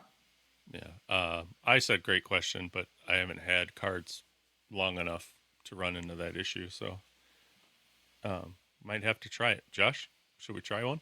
Just put a card in there, and 30 years from now, in the old time capsule, we'll dig her up. In the backyard, buried in the Sure. backyard. Sure. All right. Moving right along. Keggers Cards. Hey, boys. Just a simple question for Josh. Did the way the Wild blew Game 5 against Colorado to get eliminated feel as bad to you as the result of the Canada-US game felt to Phil? Let him have it, Phil. Don't hold back. We'll have Phil comment later. But okay, he can, but there's no listen. Keggers, Wild fans don't expect to win. Canada expected to win the gold medal. There's no comparison, none whatsoever. It's just par for the course. What happened to us as Minnesota sports fans? Right. Great answer. All right. Billy LW. Now that, for some of us, we have reached the off season, I seem to be asking myself why I have a card in my collection and why do I really see myself collecting a given player long term. Do you guys find yourself asking similar questions regarding your collection about whether or not you need to thin that? John? What's that mean? Whether or not you need that John. Oh, what's that, John? I think he said it's a Phil-ism, but I'm not sure what that means. Okay. Throwing some Philly-isms in there for the fun with Phil. Oh, yeah. But yeah, must have been a Phil thing. Phew. Go ahead, one of you two. I don't think I even answered this one. You did. Well, I Where? speak for myself. I've been in the hobby for 5 years, and I'm only starting to want to collect now. So, Yeah. I guess we'll see. But I think with 5-6 years experience, I'm really going to narrow down. I know what cards I want to go after, and who knows? I might change in 2 years, but I really think the cards I want are the cards I'm going to want to keep. Well, I kind of follow you then. I found my answer, Josh. Sorry. Yeah, okay. A good question, but I don't have this issue ever since I revamped my life with collecting. I'm always turning miscellaneous stuff and just been having fun with my long-term player collection. So I'm good.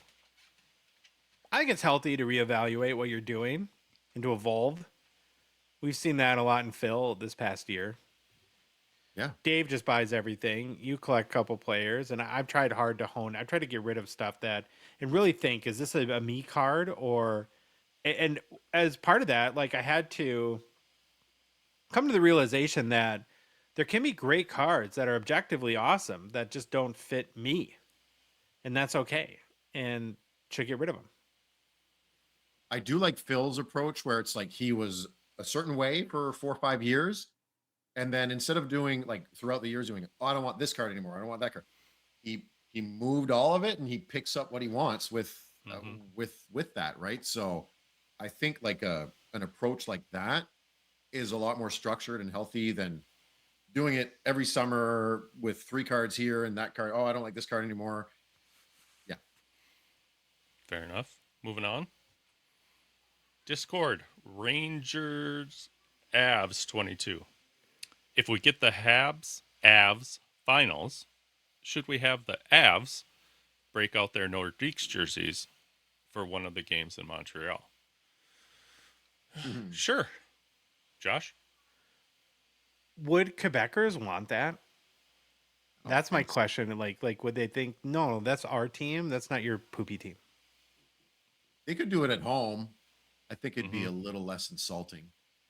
Like if the Dallas Stars wore North Stars jerseys for a game, I would be pissed. Right. Especially if they were playing in Minnesota in the Stanley Cup Finals. Oh. Yeah. Could you believe that, Louis? That would send me over the edge. You're right. Because I was just going to tack on to Rangers Avs question here and say, what if Carolina... Oh, no, it can't happen. No. Yeah, why can't Carolina and the Avs get in there and wear their throwbacks? That'd be cool, but I can see the hatred from the previous team Oh yeah, if it was Carolina and Colorado, if they Mhm. wore the Whalers, and I do love all those Yeah, jerseys, and the same. Nordiques jersey is amazing. So it's not like I wouldn't want to look at him repping Yeah, yeah. Ooh. Whalers right now. So, but I don't. I feel like that if I'm a, I would find that offensive if I'm like from Quebec City or something like that. Sure, sure. Yeah. All right. Moving along. Discord. Mad Dog Nav 78. Hi, Evan. With the Madigan line officially in the hobby lexicon, what term would you invent next? Think along the lines of a Louis Shield, that flawless, perfectly centered NHL shield in the window. I don't know what this is. I don't either. Evan, I love you to death, but I have no. I've thought about this a lot. Like, and either I don't pay attention to my own show, which is a possibility, or Mhm. I just don't know what you're talking about. Sorry. Yeah. The Madigan Call, line? Yeah, I wasn't sure what that is. call Josh. Yeah, is it like a hotline? Like, for Oh, maybe. I not don't that know. I have good advice or anything like that, so don't do that. But yeah, he'll message me and clarify. Mm-hmm. Yes. All right. Discord. Wise Man's Card Barn. My wife is very supportive of my hobby, within reason, and I love her for that. Lately, I've been pushing it in terms of mail day at our house. Her side eye is starting to increase in frequency. I always buy within means and make sure the bills are paid. Should I ease back on buying to let the dust settle, or do I just find more creative ways of getting packages into the house undetected? I got a little package. Sylvan. Oh, geez, that's tricky. One thing I noticed with hobbyists and some of my clients is, yeah, the spousal support. I'd say don't take your wife's support for granted. Have a conversation with her and ask her and be upfront. Side eye can mean a Mm. lot of things.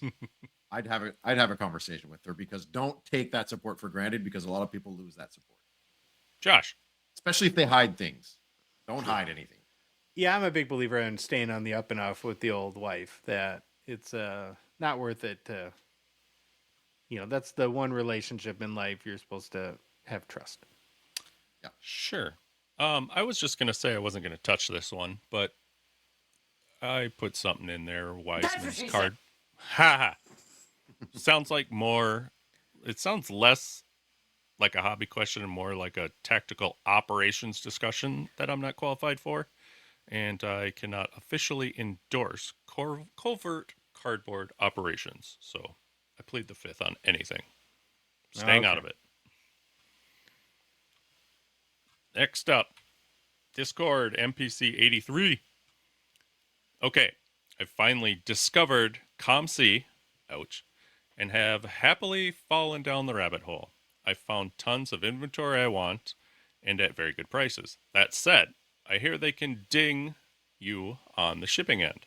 What should I be expecting when I go to send 50 cards home? Any advice to keep costs down while maintaining card protection? I'm in Canada, but close to the border and could drive down to a parcel receiving center. Josh. I think what happens here. See, I don't experience this because I am impulsive and I want my cards right away. So I'll ship 4 cards to me. But from what I understand, what's happened is that people have like kept like almost like use it as a vault, Mm-hmm. and then they'll have 300 cards shipped to them, and I think like they raise prices, and there's like a 50 cent per card fee that if you have 500 cards, that adds like $250 Right. to your shipping. So I don't think you necessarily pay more or less depending on how many cards you send, but it doesn't feel like such a huge punch to the gut for me because I send like at most 10 cards at a time, and so it but it's probably a wash. You know what I mean? If Mm-hmm. you where I'll do 10 times a year 10 cards versus just one time a year 100 cards, I'm sure you pay about the same. Right. I like the 50 card threshold. They mentioned 50 cards in the question. I think that's a healthy threshold. Okay. And I would as a Canadian, it's way cheaper shipping to the States, I would definitely drive down to a parcel receiving center if you can do that. Or find a friend. Yeah, it's way cheaper. Like I had $20 US express shipping. It got there in a week, and but if I had done that, shipped it to Canada, that week shipping would have probably cost me like $180, no joke, if not more. That's wild to have that big of, but and Phil's shared the same experience, and Carter as well, that they really nail you guys on the shipping. Mm-hmm. Oh yeah, it's not just ComC, it's also our government. So yeah. Oh, Right. All right. Next Boo. one. Discord. Cheeto fingers. Hey, buddy. Madonna's in here somewhere. Yeah. Hey. Hey, man. What's up? Thanks again. Anyway, sorry. Let's get to your question. First, well done to Phil. That's probably a typo. Or whoever that has added some AI flair to the top 5 weekly sales videos. great. That last few weeks have been great. Sick Josh, Army Josh, what will be next? Upper Deck produces the day with the cup cards, which are a fun chase. What about for teams which don't make the playoffs? They added a day on the Lynx chase. Oh, where does he come up with this stuff? This is awesome. This would give Billy and other Red Wings fans something to hunt for. First golf lesson of the year with the date on it. Yeah, it'd be funny. That's great. Wow. Josh, you're all over this one because you got beat up. I am. Oh yeah. Well, Phil's a pretty good editor, and it's been at my expense lately. But when your buddies make fun of you, it's a sign of love. Yeah. Or that's at least what I tell myself. Mm-hmm. I would love it though. I'm sorry. I'm going to be 100% honest here because that's what we do. Cheeto fingers. After reading the first part of your question, I did not read the last part because I was kind of dying inside laughing because it was funny. But Yeah. what about a Lynx card just teeing off? That'd be sweet. Well, they do have the golf license, so they could do like a crossover there. Yeah. The NHLPA might not like that. Like the players. Yeah. Not a fan. Well, let's not talk about what they wouldn't like. Let's talk about what would be fun though. And that A would be Nathan McKinnon like flippers and scuba card would be amazing. It would. Okay, before we get in trouble. Discord, it's freaking Polly. Hey guys, I've always been told the simple things in life matter the most. To me, that means having a lovely wife, hockey cards that make my eyes smile, and also the first minute of each Thursday show. I can't get enough of the intro song, hashtag Babalooey Babalooey. Well, it's a great song. Thanks. Yes, sir. Good job. Yeah, more of a statement than a question, but we love Polly. I think that's a great way to live life. So good on you. Mm-hmm. Yeah. Next up, Discord again, Strider. So, I've never been to Toronto, and I was talking to my wife about how big the Fall Expo is. So she immediately suggested a long weekend road trip, taking in some AHL hockey in Utica on the drive up from New Jersey. My question is, how did I get so lucky to find someone who will happily listen to me blather on about the differences in EX 2000 parallels without wanting to strangle me? Love you, Caitlin. Oh, nice shout out. What's up with the wife thing? I mean, I know. I was just about to ask. is something happening? Is there? I mean, I love it. It's not a bad thing. Wives are awesome, but it's weird that like we've had like 3 of the last 5 questions have been heavy wife references. I'm also seeing more and more couples. First Toronto Expo, it was like 99% dudes. But you But must now a lot more couples. So I'm seeing, I think if you're transparent and you're passionate and you have a good foundation in your relationship, you'll be able to share your passion for the hobby with your spouse, and they'll support you. like Tristan and Brad, right? Friends of the show, Yes. and they Oh, they yeah. hobby together and seem to have a great time. It's pretty amazing. Yep. Totally. Yeah. Keep what you got close to you, buddy. Yeah. You're special. For sure. All right, we jump off the Instagram. Oh, so cute. Kevin B. Smith. Howdy, partners. We all know that if you open a box and hit a big card, it has a lot to do with luck. Or your name is California Dave. Yeah. Do you find that you have better luck with some Upper Deck products over others? Personally, I seem to always find the biggest Young Guns in my first purchased box of Flagship, but I have yet to pull a PMG from many boxes of metal. I have pulled a liquid gold, but never a PMG. Thanks for everything. Thank you for everything. My answer to that is I've had luck once and never seen it again in a box, so keep trying. You know, I dig on California Dave with pulling big cards, but that guy opens a lot of boxes, so he's due more than It's a numbers game. Mhm. Yeah. Yeah, exactly. I've had multiple friends get really good luck. I'm not saying do this. I can't afford it, so I don't do it, but really good luck with SPA. SP Authentic. Like when acetate Young Guns were in there, I've had friends hit acetate Young Guns. I had a friend buy a case and he hit a Bedard Fwop and a Bedard Fwa. So he had both the Future Watch Auto and the Future Watch Auto patch. A flop flop? flop. Yeah. Wow. Yeah. So, but that's not a suggestion. I'm just saying if I were to notice good luck in product in my circle, it's SPA. Ooh. All right, moving right along then. Next up from Instagram, Donaldson Cards. How long until McDavid finally wins a cup? I don't. He won't. So you're in the camp that I think it's going to happen probably in the Me next too. 3 years, but I I'd don't say know. 5, but yeah. You're going to say 5. Now, is it on With the that Oilers? team? I don't think it's on the Oilers. Yeah, me neither. I just thought of that as I read that. I was going to say he's not with the Oilers. Is there something to like the when the vibe just goes bad that it's almost you can't recover and Right. just need a change of scenery? Like everybody will need like maybe the pressure of trying to win for McDavid will get too much for the franchise even. I don't know. I mean, it seems crazy to say that given Edmonton and the Gretzky years and the championship legacy, but it just seems that they're in a bad place. Now, who knows? Maybe they'll get a new coach and they'll find a goalie this summer and everything will change.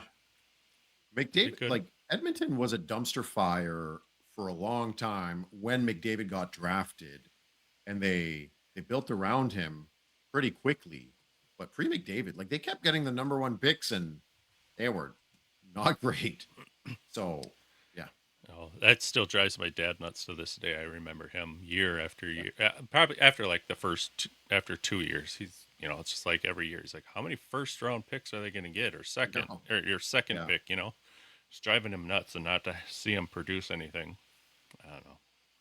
I do honestly in my heart of hearts. I feel for him and the Oilers though, because they should have had one by now. Good grief. All right, moving right along. 2 questions. First one from AMAC Authentics. Have you ever found a card from a game you personally attended? If not, is it something you'd want to chase? I haven't. We all have a friend that has, which is Yeah. kind of cool. Anthony. If I was in the picture, it'd be cool to chase it. Otherwise, something magnificent would have had to have happened in that game, in that picture, but Yeah, I've never found one. Now I was at a game where my boss used to have Wild tickets in the 5th row, kind of down by like where the Wild shoot at in goal in the first and third period. Mhm. And it was a New Year's Eve game, and my wife and I went and used his tickets. And there was a guy 2 rows in front of us who was like living it up. It was New Year's Eve, and he had a cocktail in like a gin and tonic or something like that, right? Mhm. And the puck comes over the boards and landed directly in his drink. In the drink. Yeah, and it made it on ESPN. really. That's Wow. like my closest moment to this sort of situation I've ever had. I wonder if there's It was funny. a card from that game. Well, now, okay, so that, Josh, ties into this next one. Would this be your card? If you could design a card based on a game you attended, what would it look like? Josh holding a beer and the puck in it? I've had a ton of fun at NHL games. I just don't think I've ever been to a real significant one, so I wouldn't know how to answer that. I've been at a cool game where I went with Phil, and it was an Ottawa game. I forgot who it was against, maybe Columbus. And I asked Phil, if Brady Tkachuk had a hat trick tonight, would you throw your hat in? He's like 100%. And they had a hat trick, and I looked at him, and he did it. So that was special. Like you don't always get to see your one of your favorite player get a hat trick when you. Now, if there were like ticket cards from those games, and you knew you went to that game, I think I'd be all about that. Yeah, totally. Yeah. I'm with you on that. All right, last one. Facebook. Jackie Verult. Hello. Any info about the new SP Authentic? Date, price? One shop I know asked for $2.99 CAD in presale. Josh, your question. Well, the presale I'm seeing here is $2.99 USD, and so I think $2.99 CAD. I would have probably jumped all over that. Yeah. I haven't heard much about SP Authentic.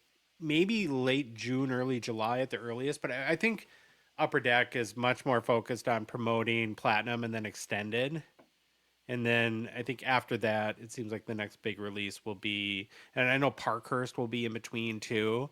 So it'll be a little bit, I think, for SP Authentic. Sweet. All right, thanks, Baba Louie. So, Van, any pickups that you want to share? Anything near you, near and dear to your heart? No, not this week. Baba Louie? I got nothing. All right. Well, I got my my Storytime card, Yeah. and this is a card that I am very, very much in. I love a lot. It was incredibly lucky situation. So the story was we were at the Chateau Gongshow during the expo and hanging out with a good friend of the show and very, very sweet guy, Mike Foster Creations. Go follow him on Instagram. He's a brilliant card artist, does a lot of work for Topps, has made me a Kirill card, a Brady T, and Louis a Madonna card, did the Captain Conundrum card for Phil, which is kind of amazing. Well, he showed me, we were just chatting, that he's like, my brother hit this, well, it's a booklet, in a break, and I think and I'm like, whoa, wow, that's amazing. What's he going to do with it? And he said, well, I think he's going to sell it. And I'm like, well, what does that RMNB stand for? And he's like, well, Russian machine never breaks, which to me was like, oh my God, that's so amazing. What does he want for it? He's $900. I'm like, sold. I transfer the money. I mentioned this before. It was send money first, think later situation. Because then I get to the expo and I'm like showing her off my new card, like to, people, and they're like, oh yeah. There's a Beckett authentication thing on the back. And I'm like, oh, so then you connect the dots that, okay, that this card is not a pack build auto, and it was an in-person auto. So I'm like, what did I do here? And then I show the card to Brad Hartland at PSA Canada, and he's like, it's pretty cool. But if that Beckett authentication doesn't include the inscription, probably not. You probably overpaid quite a bit. At that point, I'm now afraid to look. And then finally, Phil, he just typed it in for me and got super duper lucky that the in-person auto and the inscription are covered under the Beckett authentication. So then I consider myself a little bit lucky. I mean, I really like the card, so I don't plan to move it or anything, but just this is what I do, right? This is my move. I find stuff. I don't think. I pay whatever it takes. I instantly act, and I still have no idea so this booklet is out of 99. It's jerseys. There's white, and this one happens to be more of a red. It's not a patch card, and I think the high sale at one point is like $150. So to go from that to 900 is quite a jump, right? On the purchase. That being said, the more I find out about this card, the better. Now, normally in my life, I find out all the reasons why I made a huge mistake, and I'm dumb and stupid. So the first things that, as this card or booklet sits with me, the OV Auto is amazing. it's you even though normally in-person autos are a little bit a step down from pack pulled autos.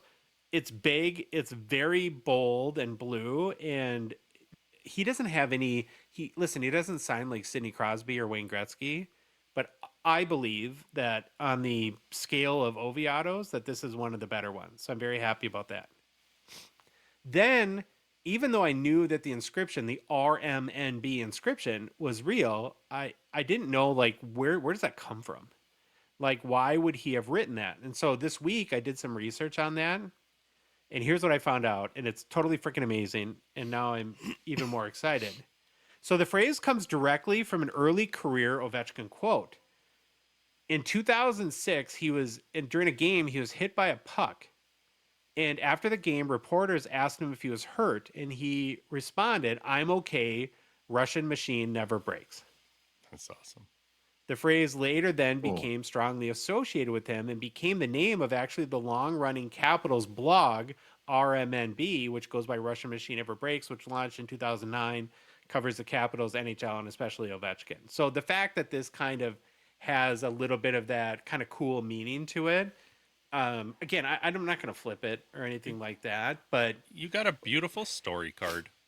yeah, it's great. And so, you know, again, in your professional opinion as a dealer, how much did I overpay for it? Or did I overpay for it? Because it's totally unique. There's not two of them.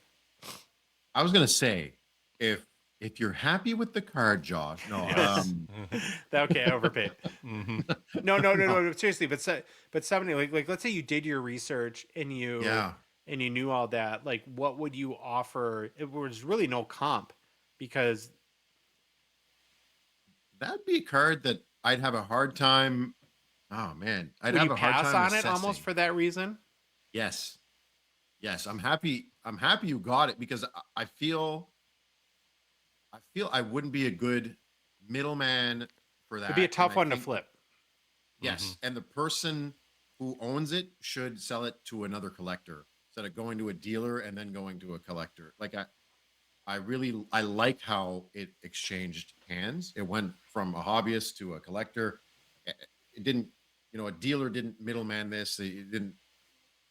I love this story, and I think with that factored in,